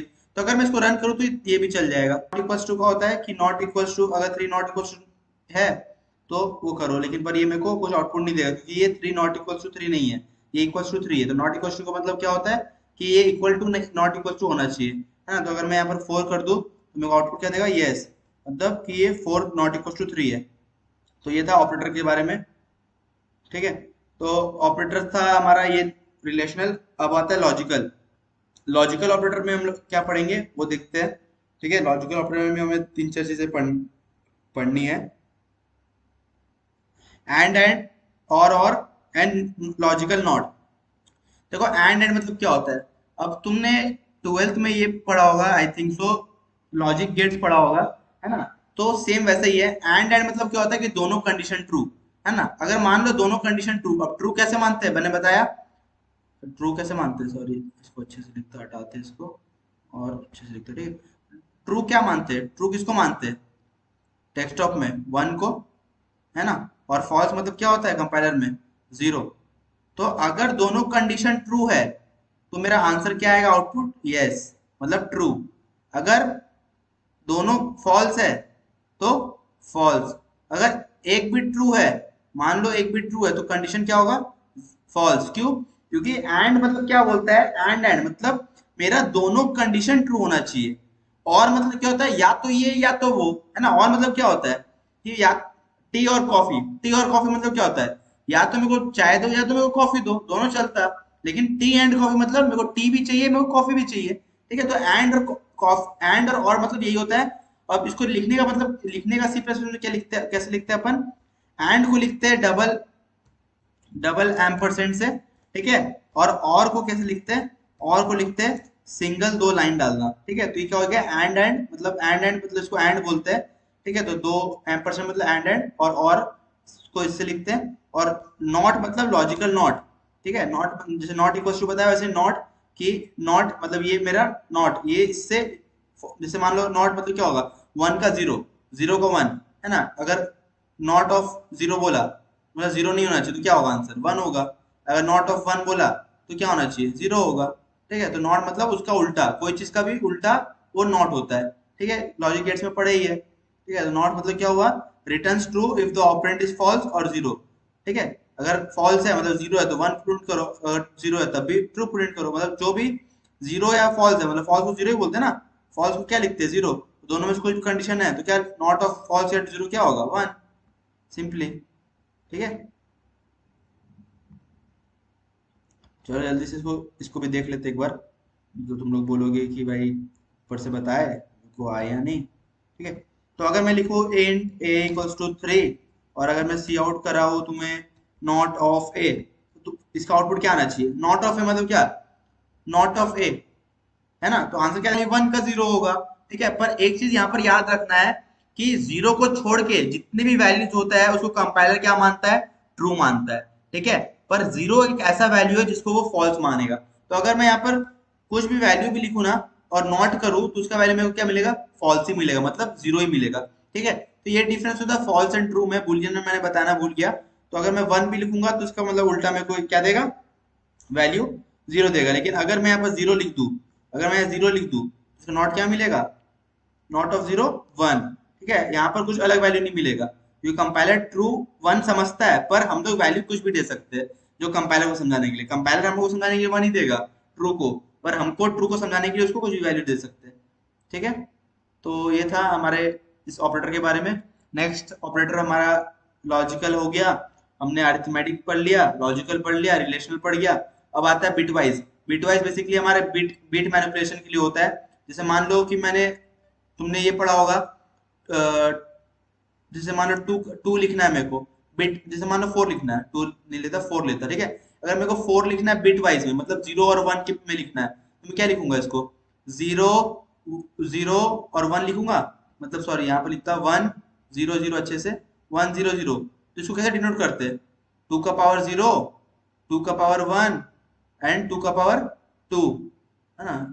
वन जीरो जीरो, फोर को बिटवाइज में लिखने का मतलब क्या होता है, बिटवाइज में लिखने का मतलब क्या होता है, जीरो एंड वन के फॉर्म में लिखना। तो ये टू का पावर टू, टू का पावर वन एंड टू का पावर जीरो, मतलब टू का पावर जीरो जीरो होता है, टू का पावर वन वन टू होता है, टू का पावर टू फोर होता है। मतलब अगर मैं इसका लॉजिक वन कर दिया तो इसका मतलब क्या हुआ कि ये मेरा वन जीरो जीरो किसको डिनोट कर रहा है, किसको डिनोट कर रहा है, फोर को डिनोट कर रहा है। ठीक है, तो ये बिटवाइज होता है, इसके बारे में अपना डीपली आगे जब आगे पढ़ेंगे तब देखेंगे। अभी बेसिक फिलहाल इतना जरूरत नहीं है, अगर तुम चाहो तुम डॉक्यूमेंटेशन पढ़ सकते हो, तुम देख सकते हो क्या होता है, पर अभी फिलहाल के लिए बिटवाइज उतना इंपॉर्टेंट नहीं है, पर समझ लो एंड और एंड क्या करता है ना, बिटवाइज एंड हमारा बिटवाइज मैनिपुलेशन के लिए होता है। ठीक है, तो इसको हम अपन और आगे देखेंगे। तो ये था हमारे ऑपरेटर्स के बारे में, बेसिक बेसिक ऑपरेटर जो हमें यूज करना है। ठीक है, तो अब आगे बढ़ते हैं अपन, अपना बिट सारा सारा डेटा टाइप हो गया, खाली मैंने बताया था स्ट्रिंग बताऊंगा। तो अपन स्ट्रिंग देखते हैं, स्ट्रिंग क्या होता है। ठीक है, अब आते हैं स्ट्रिंग के ऊपर। तो स्ट्रिंग बेसिकली क्या होता है, तो स्ट्रिंग हमारा कुछ नहीं होता है, स्ट्रिंग मल्टीपल कैरेक्टर्स को स्टोर करने के लिए डेटा टाइप है, जो हमारा मल्टीपल कैरेक्टर को एक साथ रखने में काम आता है। जैसे मान लो हम लोग कैर, जैसे मान लो मैं कैर ऑफ सी लिखा, तो कैर ऑफ सी में मैं क्या शो करता था, एक सिंगल कैरेक्टर शो करता था, है ना। लेकिन मान लो अगर मेरे को मल्टीपल मल्टीपल कैरेक्टर स्टोर करना है, तो उसके लिए क्या कैर ऑफ सी कैर कर पाऊंगा, नहीं कर पाऊंगा, क्यों, क्योंकि मेरे को एक दूसरा डेटा टाइप चाहिए होगा जो मेरा मल्टीपल कैरेक्टर को स्टोर कर सके, क्योंकि कैरेक्टर में क्या होता है, सिंगल कैरेक्टर स्टोर कर पाएंगे, है ना। तो जब अगर मैं इसको मल्टीपल कैरेक्टर स्टोर करूंगा तो मेरे को उसके लिए अलग डेटा टाइप चाहिए, और उस डेटा टाइप का नाम क्या है सी प्लस में, स्ट्रिंग। ठीक है, तो स्ट्रिंग हमारा एक सी प्लस में ऐसा डेटा टाइप है जो हमें मल्टीपल कैरेक्टर्स को स्टोर करने में मदद करता है।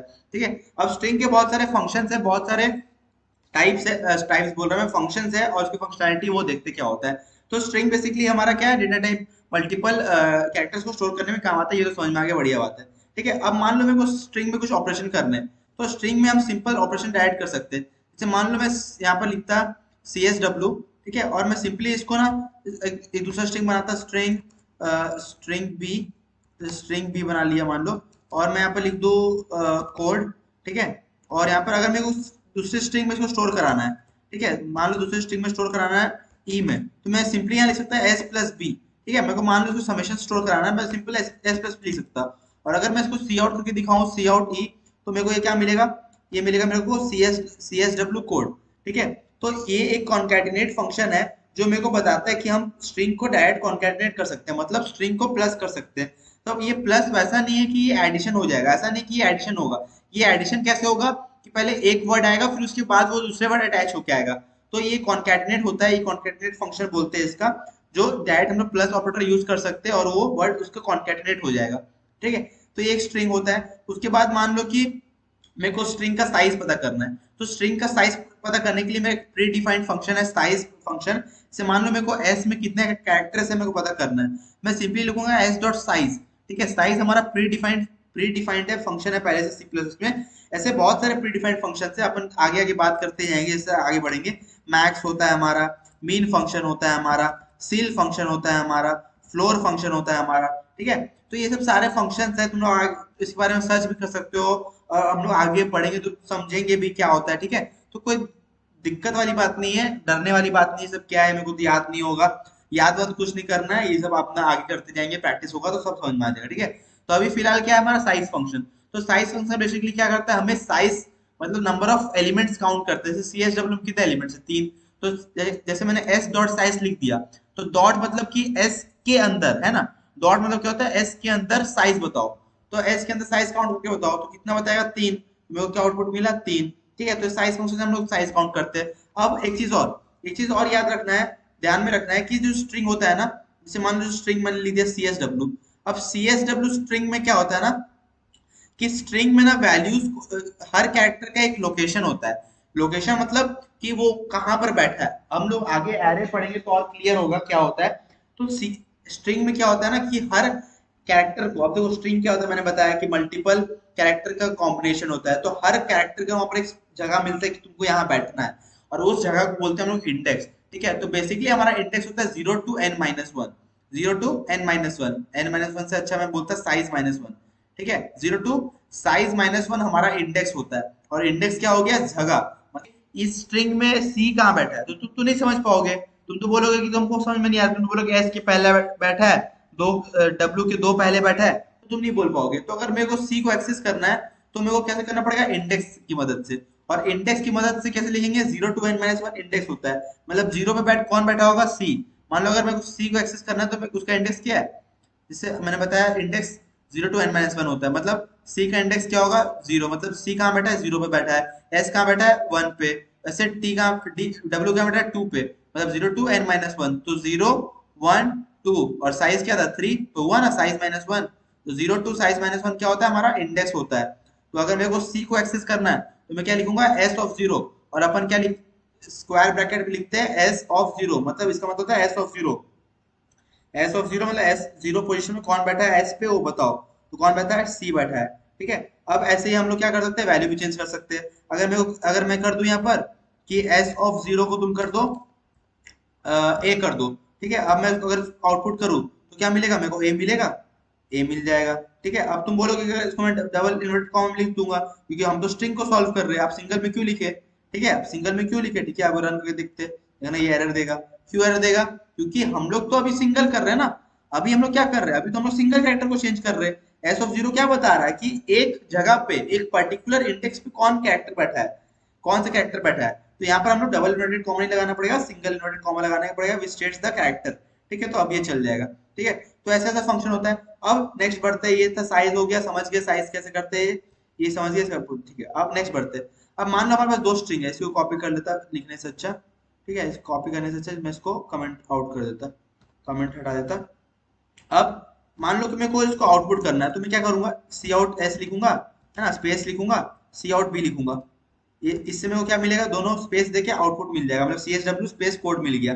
ठीक है, अब अगर मान लो मेरे को इसको एक एक वेरिएबल में स्टोर करना है, मतलब एक जगह पे स्टोर करना है, तो मैं क्या करूंगा, एक और स्ट्रिंग बना लूंगा, है ना, ये करेंगे, एक और स्ट्रिंग बना लेंगे। इतना ही सीखे कि हम लोग भाई एक और स्ट्रिंग बना लेंगे, और उसमें क्या करेंगे, एस प्लस कॉन्कैटिनेट होता है, तो मैं क्या करूंगा, एस प्लस स्पेस, है ना, स्पेस और प्लस भी कर दूंगा। ऐसे कर सकते हैं, कर सकते हैं।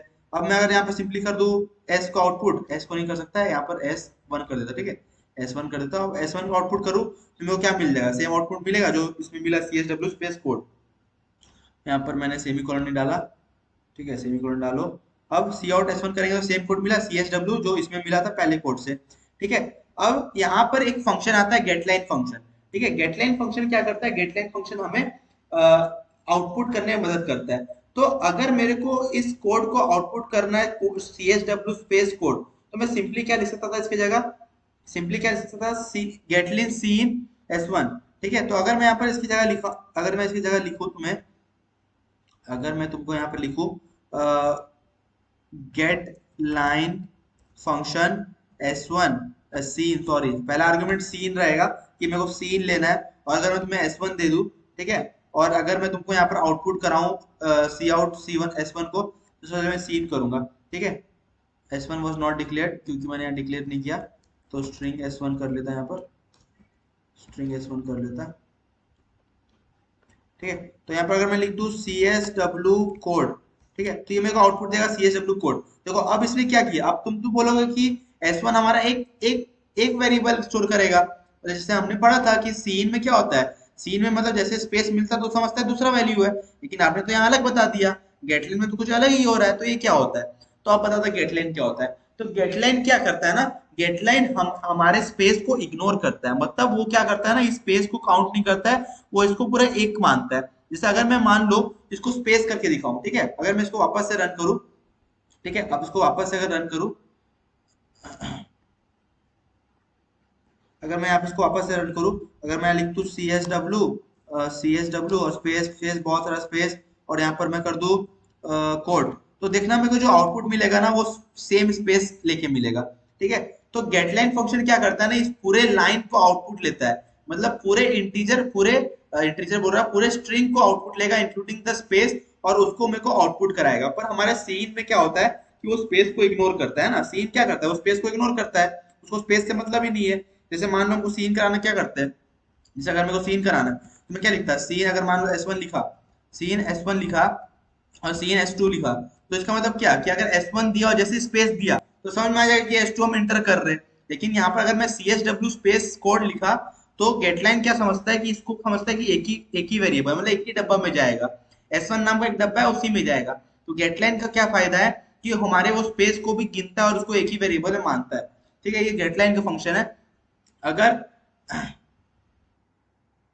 अगर अच्छे से उसको और मैं दिखाऊं तो एक मैं सिंपल कोड लिखाऊं स्ट्रिंग S1, ठीक है, इसको अभी मत समझना ये क्या कंडीशन, ये कंडीशन होता है, ये लूप है हमारा, ये अपन आगे पढ़ेंगे, बस मैंने गेटलाइन समझाने के लिए किया हूं कि क्या होता है, ठीक है। अगर मैं इसको रन करके दिखाऊं तो सिंपली क्या है ना, ये मैं सिंपल समझा देता क्या है, ये व्हाइल टी में हमारा लूप है एक, और लूप चल रहा है, ठीक है। अब मैं जो टी का वैल्यू लूंगा उतना बार मेरा लूप चलेगा, मैं उतने बार इनपुट ले सकता हूँ वैल्यू को, और उतने बार आउटपुट ले सकता हूँ, ठीक है।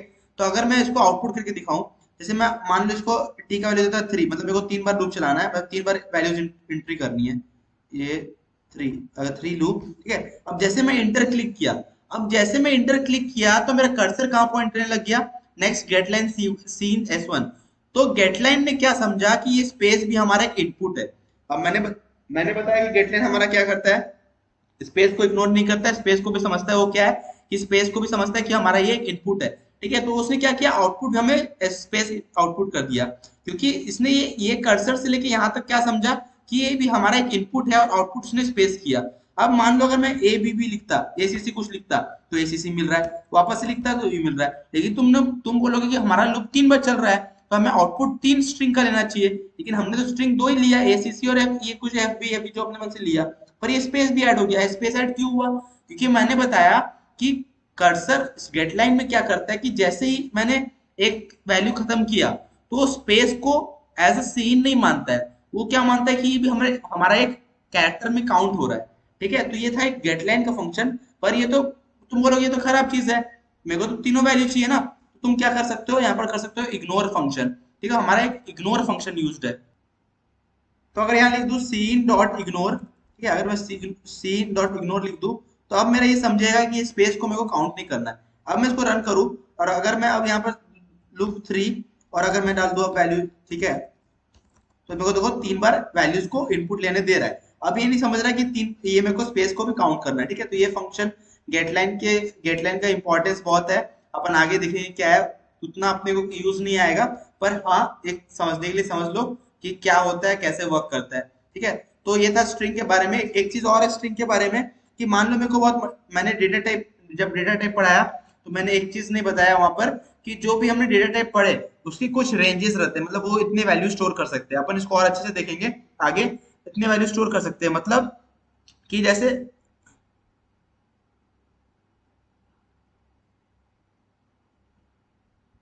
ठीक है, इतने वैल्यू स्टोर कर सकते हैं कि जैसे मान लो कि हमारे पास इंटीजर वैल्यू है। अब इंटीजर वैल्यू हमारा 10 रेज टू द पावर 9 का वैल्यू स्टोर कर सकता है। ठीक है, वैसे इंटीजर में लॉन्ग लॉन्ग इंट होता है। जैसे मान लो मैं एग्जांपल से बताऊं, अगर मैं ये सबको हटाता, ठीक है, ये सबको हटा रहा मैं, और सिंपल अगर मैं लिखूं इंट ए, और इंट ए में मैं वैल्यू डाल दूं कुछ इंटीजर वैल्यू मैं कुछ डाल दूं, ठीक है, और अगर मैं इसको आउटपुट करूं सी आउट ए एंडल, तो ये मेरा चल जाएगा अभी। ठीक है, अभी मेरा ये नहीं चलेगा, सॉरी ओवरफ्लो, हाँ अभी नहीं चलेगा। क्यों नहीं चलेगा? क्योंकि देखो ये आउटपुट, ठीक है, अब अगर मैं इसको रन करके देखूं तो ये मेरा नहीं चलेगा। ठीक है, अब मैं रन करता, ये चलेगा पर ये मेरे को गार्बेज वैल्यू देगा। ठीक है, ये मेरे को गार्बेज वैल्यू दे रहा है अपने मन से, जो भी मेमोरी में कुछ कंपाइलर गार्बेज वैल्यू है वो दे रहा है, पर मेरा मेरा मेरा वैल्यू क्या था? मेरा वैल्यू 443 कुछ वैल्यू था। ठीक है, पर ये मेरे को नहीं दे रहा है। क्यों? क्योंकि ये वैल्यू क्या स्टोर कर सकता है? ये वैल्यू स्टोर कर सकता है 10 की पावर 9 तक, पर ये हमारा क्या वैल्यू, ये वैल्यू बहुत बड़ा है। तो अगर मैं इसको यहाँ पर लिख दूं लॉन्ग लॉन्ग इंट, ठीक है, अगर मैं यहाँ पर लिख दूं लॉन्ग लॉन्ग इंट, तब ये मेरा चल जाएगा। क्यों चल जाएगा? क्योंकि अब इसका रेंज क्या है, इसका रेंज बढ़ गया। तो ऐसे कंपाइलर हमारे हर वैल्यू, हर डेटा टाइप का अलग अलग ये होता है, साइज होता है कि इतना वैल्यू स्टोर कर सकता है। तो इंट का साइज होता है 10 टू द पावर 9 तक, लॉन्ग लॉन्ग इंट का होता है 10 टू द पावर 18 तक। ठीक है, वैसे ही हमारे सब डेटा टाइप का होता है, पर हमारा स्ट्रिंग का नहीं होता है। स्ट्रिंग का क्यों नहीं होता है? कि मान लो मेरे को कुछ बहुत बड़ा वैल्यू स्टोर करना है, ठीक है, मैं मान लो इतना बड़ा वैल्यू स्टोर कर लिया, और इसको और बड़ा कर लेता, ठीक है, इसको और बड़ा कर लिया, स्टोर कर लिया। अगर मैं इसको रन करके देखूं अभी, तो ये मेरा आउटपुट देगा। क्यों देगा आउटपुट? तो ये भी मेरे को गार्बेज वैल्यू दे रहा है, क्योंकि अब जो मैंने इनपुट लिया है, मतलब वैल्यू स्टोर किया है, वो हमारा 10 टू द पावर 18 से भी बड़ा है ना। तो इसको स्टोर करने के लिए हमारा स्ट्रिंग काम आता है। तो स्ट्रिंग एक बहुत अच्छा डेटा टाइप है जो हमें ग्रेटर वैल्यू स्टोर करने में काम करता है। अब तुम बोलोगे कि भाई ये तो स्ट्रिंग है ना, ये क्या हमारा स्ट्रिंग है, तो इसको स्ट्रिंग इनपुट लेना पड़ेगा। पर मेरे को ये इंटीजर वैल्यू कैसे मिलेगा? अब बात ये आता है कि हमें इंटीजर वैल्यू कैसे मिलेगा। ठीक है, तो अब ये तो आउटपुट कर रहा है, सही है, बात है, एज पर ये कैसे कर रहा है? एज अ स्ट्रिंग कर रहा है। पर तुम्हें पता है ना कि मैंने बताया था कि हमारा स्ट्रिंग कैसे बनता है? हमारा स्ट्रिंग बनता है कैरेक्टर से। तो अगर मेरे को उसको एक कैरेक्टर को आउटपुट करना है, तो मैं कैसे करता हूँ? कैसे करता हूँ? By using index. और इंडेक्स क्या होता है? 0 to n-1, मतलब स्टार्टिंग का इंडेक्स क्या होगा? 0, और इसका इंडेक्स क्या होगा? n-1, मतलब साइज -1।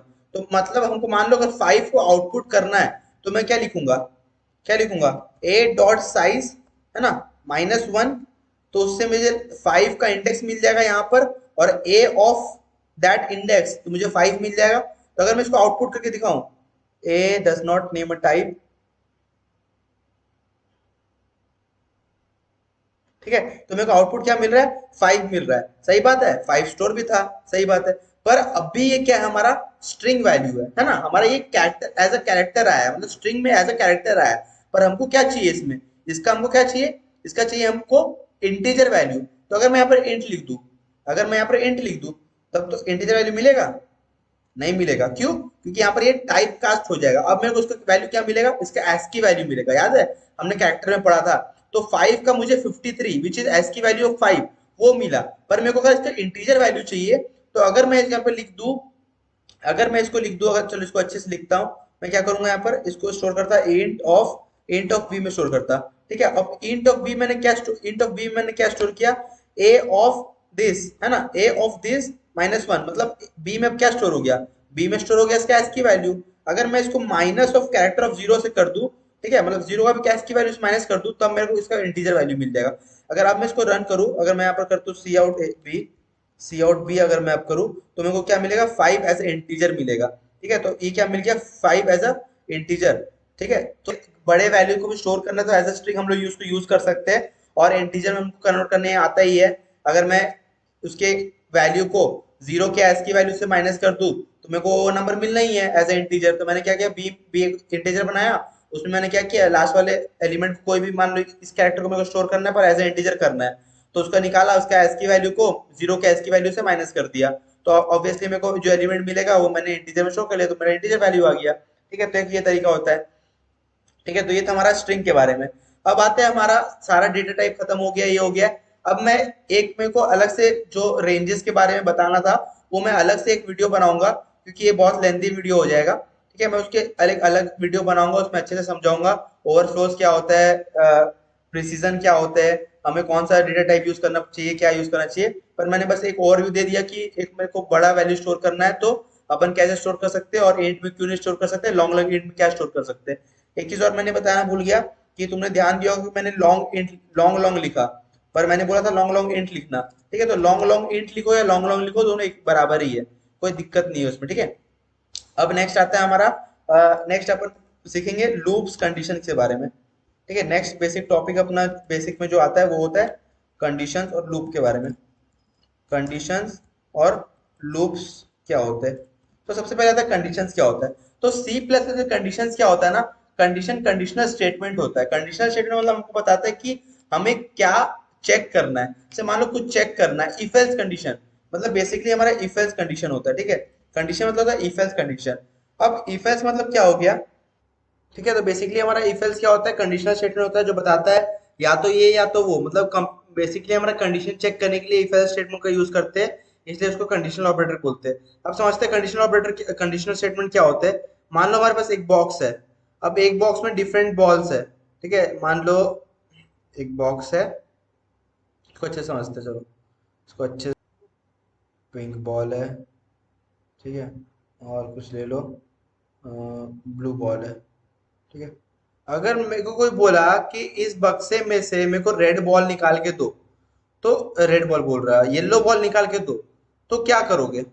तुम तो सिंपली बॉक्स में देखोगे, बॉक्स में हैंड इन करोगे और देखोगे कि अगर उसका कलर येलो है तो तुम उसको बाहर निकालोगे, नहीं तो वहीं छोड़ दोगे, बॉक्स में ही छोड़ दोगे। ठीक है, तो वैसे ही इफ एल्स कंडीशन काम करता है।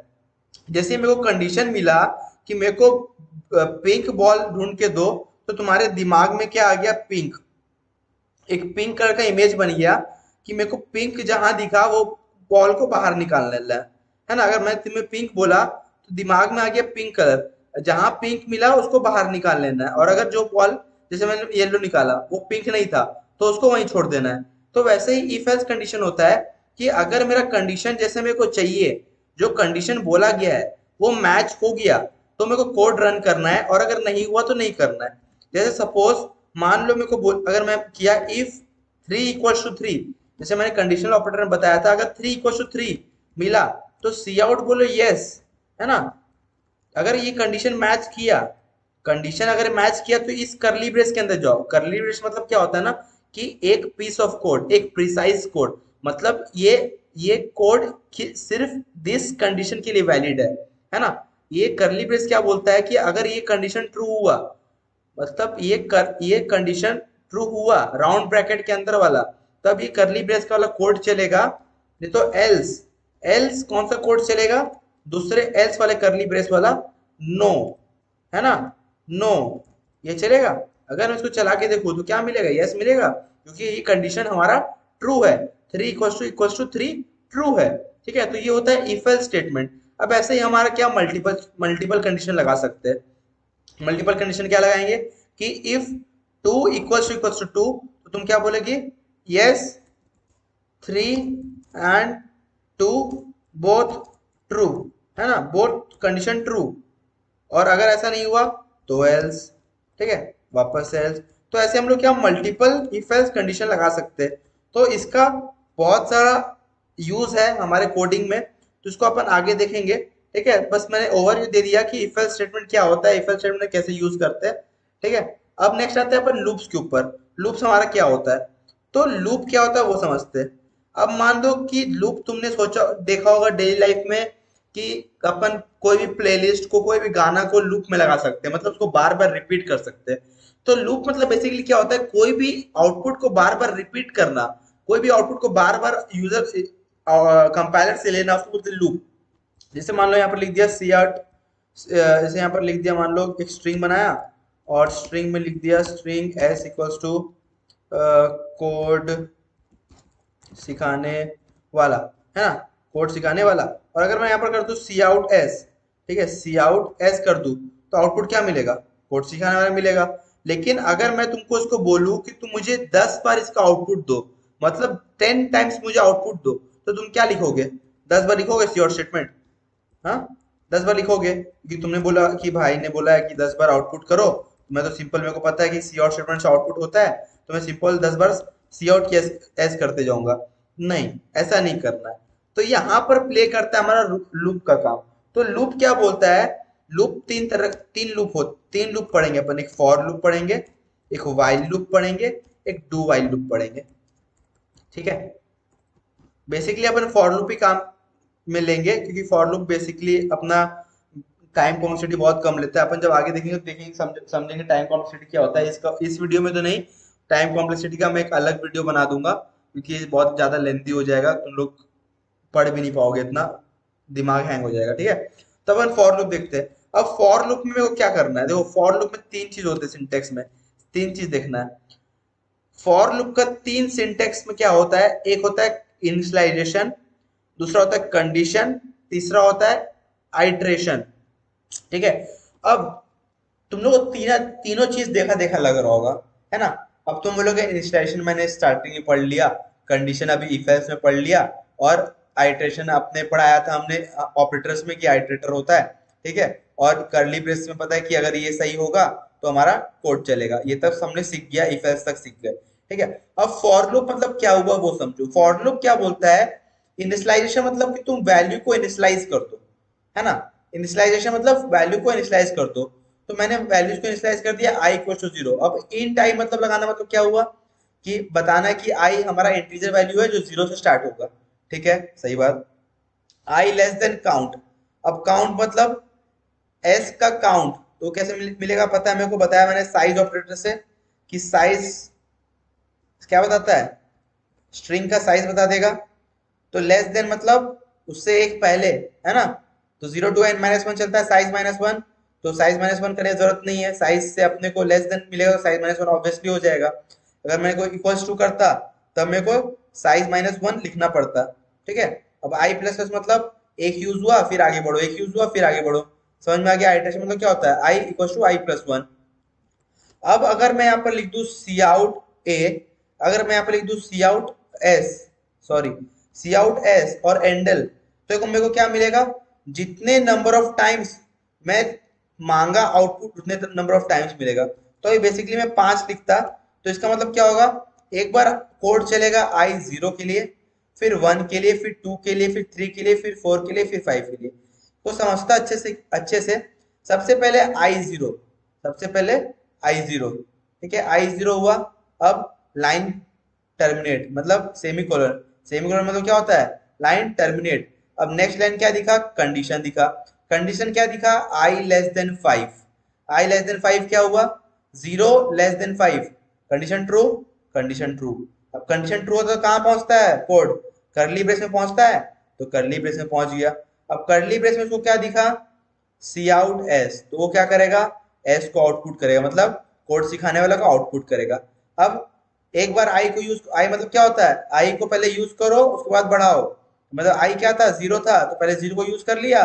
अब मेमोरी में आई का वैल्यू क्या हो गया, 1, ठीक है। अब वापस से लाइन ब्रेक, है ना, वापस से टर्मिनेट, कंडीशन चेक करेगा, आई लेस देन 5 मतलब 1 less than 5, yes condition true. अब कंडीशन ट्रू तो भाई वापस से करली ब्रेस के अंदर, अब करली ब्रेस के अंदर क्या मिला, सी आउट एस, तो वापस से एक बार और एस आउटपुट हो गया। नेक्स्ट टाइम डब्बे में 1 हट के क्या हो गया, 2, अब 2 को यूज करना है, फिर आगे कट के 3 होगा, है ना, 2 को यूज करना है, 2 लेस देन 5, सही है, तो वापस से करली ब्रेस आउट चलेगा, फिर 3 लेस देन 5, फिर 4 less than 5, next time out, यहाँ पर 4 कट के 4 हो जाएगा, यहाँ कट के 5 हो जाएगा। अब जब 5 आएगा तो कंडीशन देखेगा 5 less than 5, which is not true because 5 equals to 5, 5 not less than 5, ठीक है। तो अब क्या होगा कि ये कंडीशन मैच नहीं हो रहा है, अब कंडीशन मैच नहीं होगा तो ये तो इस करली ब्रेस में जाएगा नहीं। अब जब करली ब्रेस में नहीं जाएगा तो यहाँ पर ये फॉर लूप हमारा टर्मिनेट हो जाएगा। मतलब अब फॉर लूप का कहानी खत्म। अब फॉर लूप से बाहर आ जाओ। ठीक है, अब फॉर लूप से बाहर आ जाओ। तो अब अगर हम इसको रन करके देखूं तो ये मेरे को आउटपुट कितना देगा, 5 बार आउटपुट देगा। कोड सिखाने वाला एक एक एक एक एक। ठीक है, अगर इसको मैं अच्छे से दिखाऊं तो यहाँ करता आई और स्पेस। ठीक है, आई और स्पेस एस। इसको आउटपुट करूं, सॉरी यहाँ पे प्लस लगाना था। ठीक है, तो मेरे को क्या मिलेगा, अरे यार,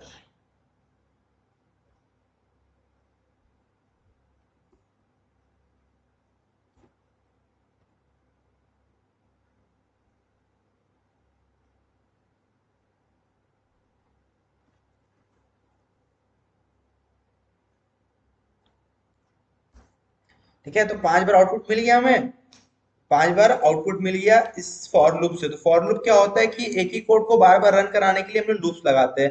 उसमें 3 पैरामीटर्स रहेंगे, एक तो इनिशियलाइजेशन, दूसरा कंडीशन, तीसरा आइटरेशन। कि एक बार यूज करो, कंडीशन चेक करो, कंडीशन सही है तो अंदर घुसो, कोड को रन करो, फिर नेक्स्ट टाइम आइटरेशन वाला को यूज करो, फिर ऐसे बढ़ते जाओ जब तक चलते जाओ तक कंडीशन ट्रू है। जैसे कंडीशन फॉल्स हुआ हमारा टर्मिनेट हो जाओ, लूप खत्म हो जाएगा। ठीक है, अब इसमें दो चीज, दो दो टर्म पढ़ेंगे अपन। एक ब्रेक, एक ब्रेक के बारे में, और एक कंटिन्यू के बारे में। ठीक है, ब्रेक और कंटिन्यू क्या होता है। देखो अब लूप है, ठीक है, मान लेता अब मैं लूप चलाता इंट ए इक्वल्स टू 3। ठीक है, ए इक्वल्स टू 3। अब मैं क्या करूंगा, अंदर एक कंडीशन लगा दूंगा कि जब मेरा i इक्वल्स टू 3 हो जाएगा, इक्वल्स टू ए हो जाएगा, चलो, जब मेरा i इक्वल्स टू ए हो जाएगा तब तुम क्या करो, तब तुम क्या करो, ब्रेक कर जाओ। ठीक है, और ब्रेक कर जाओ और बोलो I am out of the loop. ठीक है, I am out of the loop. अगर मैं तुमको रन करके दिखाऊं तो देखना क्या होगा। ये क्या हुआ, I am out of the loop. अच्छे से इसको और दिखाऊं तो मैं यहाँ पर सिंपली क्या करूंगा, सी आउट आई करता। ठीक है, सी आउट आई करूंगा। अब आई से क्या होगा, नंबर प्रिंट आउट होंगे। सबसे पहले 0, फिर 1, फिर 2, फिर 3, फिर I am out of the loop. अब यहाँ पर क्या हुआ वो समझो। सबसे पहले i0 i less than 5 condition true, 0 less than 5 condition true, cout I, cout I statement दिखा। तो आई क्या बोला, आई का वैल्यू क्या था 0, तो 0 हम लोग सी आउट कर दिए।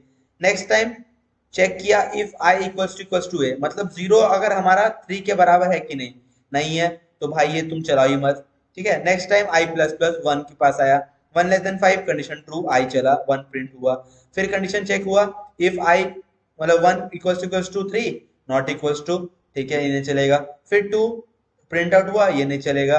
फिर 3 प्रिंट आउट हुआ। अब दिस टाइम इफ हमारा चल जाएगा, क्यों, क्योंकि इफ कंडीशन, कंडीशन क्या बोल रहा है कि अगर 3 इक्वल्स टू 3 हुआ तो तुम ब्रेक कर जाओ। अब ब्रेक का मतलब क्या होता है, ब्रेक मतलब होता है कि come out of the loop. ठीक है, इसका मतलब होता है लूप से बाहर आ जाओ। तो जब हमारा कंडीशन कोई मैच करता है, हमें कुछ कंडीशन पे रोकना पड़ता है, उसको हम लोग ब्रेक स्टेटमेंट लगाते हैं कि यहाँ पर हमको लूप में रुकना है और आगे नहीं बढ़ना है। तो उसके लिए अपन यूज करते हैं ब्रेक स्टेटमेंट का। ब्रेक स्टेटमेंट सिंपली क्या करता है, हमें लूप को ब्रेक करके बाहर आने में मदद करता है। तो ये मत समझना कि ब्रेक मतलब सिंपली हमें ये कंडीशन से बाहर लाएगा, ये हमें पूरे अपने लूप से बाहर लाएगा। ठीक है, तो ये होता है ब्रेक स्टेटमेंट। और कंटिन्यू क्या होता है, कंटिन्यू क्या होता है कि उस आइट्रेशन को तुम स्किप करो। ठीक है, कंटिन्यू मतलब क्या होता है, उस आइट्रेशन को स्किप करो, skip that iteration, skip skip that iteration, है ना, स्किप दैट आइट्रेशन। तो अगर मैं इसको सी आउट को नीचे लिखूं यहाँ पर, ठीक है, सी आउट को अगर मैं नीचे लिखूं, सी आउट को यहाँ पर नीचे, सी आउट आई लिखता। ठीक है, अब यहाँ पर क्या होगा, सबसे पहले 0 आएगा, कंडीशन चेक होगा ट्रू, नहीं नहीं है तो फिर सी आउट हुआ। फिर 1 के लिए नहीं हुआ, सही चलेगा, फिर 2 के लिए नहीं हुआ, फिर 3 के लिए। अब जैसे ही 3 आएगा तो क्या मेरा आउटपुट होगा 3? चलिए चेक करते होगा कि नहीं। मेरे हिसाब से तो नहीं होगा। इफ आई, स्टेटमेंट को अभी के लिए हटा देता।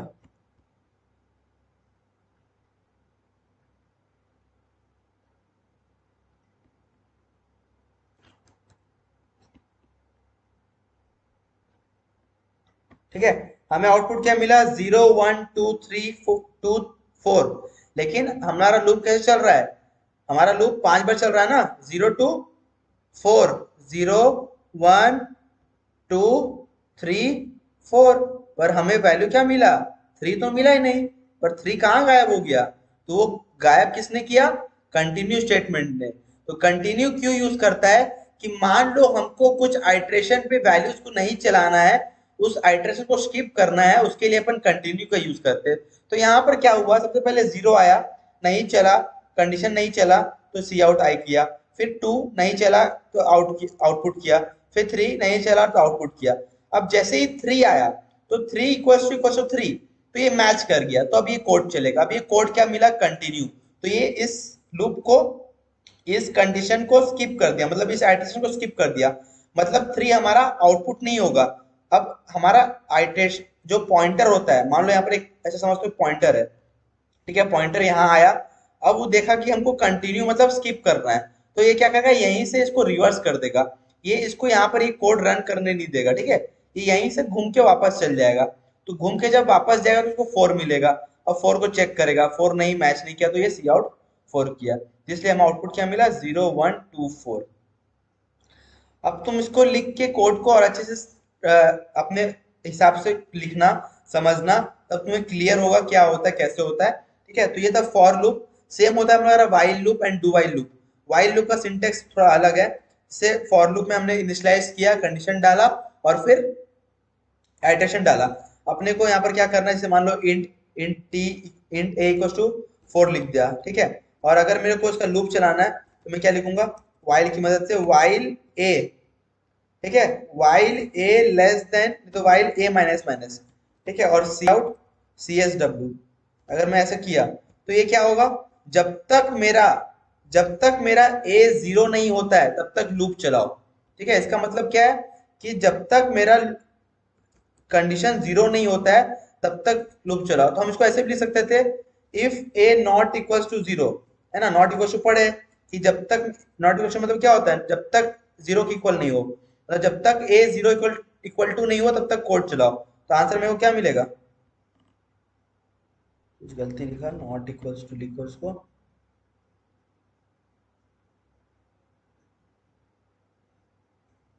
हैंडल का स्पेलिंग, छोटी छोटी स्पेलिंग मिस्टेक। ठीक है, हमें आउटपुट क्या मिला? C S W C S W C S W मिलते गया। क्यों ऐसा मिला, समझ में आया? कोई बता सकता है क्यों? क्योंकि फॉर लूप में हमने एक चीज देखा था। फॉर लूप में हमने क्या देखा था? कि हमें इनिशियलाइज, कंडीशन और आइट्रेशन डालना पड़ेगा। पर भाई हमने यहाँ पर आइट्रेशन तो डाला ही नहीं। तो ये लूप क्या किया? ये लूप हमारा चल गया इनफाइनाइट लूप में। इनफाइनाइट लूप मतलब ये चलते गया चलते गया चलते गया। क्योंकि देखो यहाँ पर क्या हो रहा है कि ए हमारा इनिशियली 4 है, ठीक है। अब सबसे पहले 4 नॉट इक्वल टू 0 चल रहा है, फिर 4 नॉट इक्वल टू 0 चल रहा है, 4 नॉट इक्वल टू 0 चल रहा है, 4 नॉट इक्वल टू 0 चल रहा है। मतलब जब भी वैल्यू ए को मिल रहा है 4 मिल रहा है। पर मेरे को क्या करना है? 4 को घटाना है, तो कंडीशन क्या डालना पड़ेगा? कंडीशन डालना पड़ेगा। तो मैं यहाँ क्या करूंगा? ए माइनस माइनस, ठीक है। तो अब मेरा कोड क्या चलेगा? इसको टर्मिनेट करूँ, टर्मिनेट करना पड़ेगा मेरे को, ठीक है। ठीक है, अब मैं इसको रन करूं तो मेरे को आउटपुट कितने बार मिलेगा? 4 बार C S W C S W C S W C S W. ठीक है, तो यहाँ से हमारा दो चीज कवर हुआ, एक इनफाइनाइट लूप के बारे में और कंडीशन कैसे लगाते हैं वाइल लूप में। तो इनफाइनाइट लूप मतलब क्या होता है? कि जब भी हमारा वैल्यू, हमारा जब जो भी लूप होता है उसको कंडीशन मिलते रहता है ट्रू, तो वो इनफाइनाइट लूप में चल जाता है। मतलब उसको कोई स्टॉपिंग कंडीशन नहीं मिलता है कि हमको कहाँ रुकना है, तो इनफाइनाइट लूप में चल जाता है। तो कंडीशन डालने से अच्छा मैं अगर यहाँ पर ए माइनस माइनस लिख देता, तब भी ये मेरा कोड चल जाता है 4 बार, ये इनफाइनाइट लूप में नहीं जाता, क्योंकि जब तक 0 नहीं होगा मेरा कोड चलते जाओ। तो C answer is C S W 4 times. ठीक है, तो ये था वाइल लूप के बारे में। अब होता है डू वाइल लूप। अब डू वाइल लूप क्या करता है, पहले इनिशियलाइजेशन, फिर डू कोड स्निपेट, फिर कंडीशंस। वाइल मतलब पहले रन कर लो, उसके बाद कंडीशन चेक करो। तो डू वाइल का खासियत ये है कि बिना कंडीशन चेक किए वो एक बार कोड को चलाएगा ही चलाएगा, अगर वो गलत भी हुआ तो। ठीक है, जैसे अगर मान लो मैं कंडीशन रखता कि 4 है, तो ये पहले एक बार कोड को चलाएगा, फिर ये आइटरेट किया, उसके बाद कंडीशन चेक किया, तो आइटरेट करने के बाद वैल्यू क्या हो गया, 5 आ जाएगा मेमोरी में। ठीक है, तो अब 5 <4, तो ये तो एक ही बार कोड चला बिना कंडीशन चेक किए। तो although condition is false, condition is not matching, तब भी हमारा कोड चला रहा है। ठीक है, और जब तक हमारा कंडीशन रहेगा वो चलते रहेगा। Plus plus. ठीक है, तो ये मेरे को आउटपुट क्या मिला, CSW मिल गया एक बार आउटपुट। ठीक है, तो ये खासियत था डू वाइल लूप का कि एक बार वो लूप चलाएगा विदाउट चेकिंग द कंडीशन, और फिर उसके बाद अगर कंडीशन मैच कर गया तो वो लूप चलाते रहेगा। ठीक है, तो ये था हमारा डू वाइल के बारे में और बेसिकली हमारा लूप्स के बारे में। तो लूप्स के ऊपर ऑपरेशन करेंगे, क्वेश्चंस देखेंगे आगे अपन। मैं अब इसको इतने स्टॉप कर रहा हूँ क्योंकि ये बहुत ज्यादा लेंथी हो जाएगा। ठीक है, अपन नेक्स्ट वीडियो में देखेंगे एरेस के ऊपर, वो ज्यादा बड़ा वीडियो नहीं रहेगा, वो 15 से 20 मिनट का वीडियो रहेगा। उसमें अपन एरेस कंप्लीट कर लेंगे, है ना। वो जो मैंने बताया अपन साइजेस के बारे में वो बता दूंगा मैं, प्रिसीजन के बारे में बताऊंगा, कुछ इनबिल्ट फंक्शन के बारे में बताऊंगा, और स्ट्रिंग्स और एरे के ऊपर बहुत इंटरेस्टिंग क्वेश्चन करेंगे, जिससे अब तुम तो बोलोगे भाई मैं तुमने तो पढ़ा दिया, अब इसका इम्प्लीमेंटेशन कहाँ दिखाया, कि यूज कैसे करते हो वो कहाँ दिखाया। ठीक है, तो उसका यूज करना सीखेंगे अपन नेक्स्ट वीडियो में। तो ये बेसिकली हमारा प्योरली बेसिक्स था कि अगर किसी को स्टार्ट करना है C++ वो कैसे स्टार्ट कर सके, क्या करना चाहिए, क्या क्या पढ़ना चाहिए जिससे वो स्टार्ट कर सके। अब कुछ नहीं है, अब इसी को तुम क्रिटिकल क्वेश्चन पकड़ो, सोचो, सब में यही लगेंगे, या तो लूप्स लगेंगे या तो कंडीशन लग रहे होंगे, या तो लूप्स के अंदर कंडीशन लग रहे होंगे, और कुछ कुछ सिंटेक्स चेंज होंगे, कुछ अच्छा चीजें पढ़ेंगे, और कि एरेस पढ़ेंगे। अब एरेस का बहुत यूज है, अब एरेस जगह कुछ और यूज कर सकते हैं, लूप्स की जगह कुछ और यूज कर सकते हैं, लूप्स का कुछ और सिंटेक्स यूज कर सकते हैं। वो सब आगे आगे आगे आगे वीडियो में पढ़ेंगे। उतना भी नहीं सोचना है बिगिनर को, बिगिनर के लिए बस इतना है कि हाँ मेरे को बेसिक आ गया, अब मेरे को स्टार्ट करना है। ठीक है, तो अब मैंने बताया था कि मैं वीडियो के एंड पे एक चीज बताऊंगा कि मान लो तुम्हें क्वेश्चन प्रैक्टिस करना है, तुम कहाँ से कर सकते हो। तो सिंपली तुम्हें कुछ नहीं करना है, तुम कोडसेफ पे अपना आईडी बना सकते हो। ठीक है, तुम कोडसेफ पे जाना, और तुम कोडसेफ हमारा एक कॉम्पिटिटिव कोडिंग प्लेटफॉर्म है, तुम यहाँ पर अपने आईडी बना सकते हो, या तुम लॉग इन कर लेना। ठीक है, और कर लो, और लॉग इन करने के बाद तुम क्या करो, सिंपल देखना यहाँ पर तुम्हारा नेविगेशन दिखेगा, होम लर्न प्रैक्टिस कंप्लीट, तो तुम प्रैक्टिस में जाना, प्योरली प्रैक्टिस में जाओ, ये वीडियो देख के तुम आराम से जा सकते हो। ठीक है, प्रैक्टिस करो, get started, practice C++ start करो, और क्वेश्चन यहाँ से तुम मल्टीपल चॉइस क्वेश्चन है, नंबर, जैसे यहाँ पर तुम क्वेश्चन सॉल्व करोगे तो ये क्वेश्चंस आ गए। ठीक है, तो तुम यहाँ पर क्वेश्चन सॉल्व कर सकते हो। ठीक है, तुम्हें प्योरली अब तुम्हें कॉन्फिडेंस आते रह जाएगा कि हाँ मैं भी क्वेश्चन सॉल्व कर रहा हूँ। तो सिंपली कोडशेफ का मैं लिंक डाल दूंगा, तो वहां पर जाके अपना सॉल्व कर सकते हो, उसको नेविगेट कर सकते हो, तुमको समझ में आ जाएगा कि क्या करना है, कैसे करना है। ठीक है, ये मल्टीपल चॉइस क्वेश्चन देख सकते हो, अब तुम आराम से कोड अपना स्टार्ट कर सकते हो लिखना। ठीक है, अपन आगे देखेंगे एरेस क्या होते हैं। अगर कुछ नहीं समझा तो कोई दिक्कत नहीं है, मैं अपने डिस्कॉर्ड चैनल का लिंक छोड़ दूंगा, तुम वहां पर आके डिस्कस कर सकते हो, कुछ कुछ पूछ सकते हो कि मेरे को ये नहीं समझा भाई, ये बताओ ये बताओ, ये क्वेश्चन नहीं समझा, यहाँ पर डाउट आ रही है, ये टॉपिक में डाउट आ रही है, ये टॉपिक की वीडियो डालो, तो वो मैं डाल दूंगा, और अपन अच्छे से सीखेंगे, आगे बढ़ते जाएंगे और देखेंगे इसमें क्या क्या होगा। ठीक है, तो मैं डिस्क्रिप्शन में लिंक डाल दूंगा, एक तो कोडशेफ का, एक तो डिस्कॉर्ड चैनल का, और मैंने स्टार्टिंग में बताया था कि मैंने दो चीज ने बताया तुम्हें, हैश इंक्लूड का और यूजिंग नेम स्पेस का, तो उसका भी मैं लिंक छोड़ दूंगा, तो वो तुम जाके वहां पर चेकआउट कर सकते हो। ठीक है, तो और थोड़े मोड़े टॉपिक जो रेंजेस का था, इंट का जो मैंने बताया, इंट और लॉन्ग लॉन्ग इंट कैसे यूज करते हैं, फिर स्ट्रिंग का मैंने बताया बड़ा वैल्यू यूज कर सकते हैं, तो वो बेसिकली कवर करेंगे, और कुछ इंटरेस्टिंग क्वेश्चन करेंगे, और कुछ प्री डिफाइंड जो फंक्शन है वो देखेंगे। ठीक है, तो आज के लिए बस इतना ही। So keep learning, keep exploring, बस एक थोड़ी सी मदद कर देना, चैनल को सब्सक्राइब कर देना, लाइक कर देना, ताकि ये और लोगों पास पहुंचे, और मेरे को भी मोटिवेशन है कि मैं ऐसे और वीडियोस बनाते रहूं। ठीक है, so till then keep learning, keep exploring, thank you, bye bye, meet you in the next video.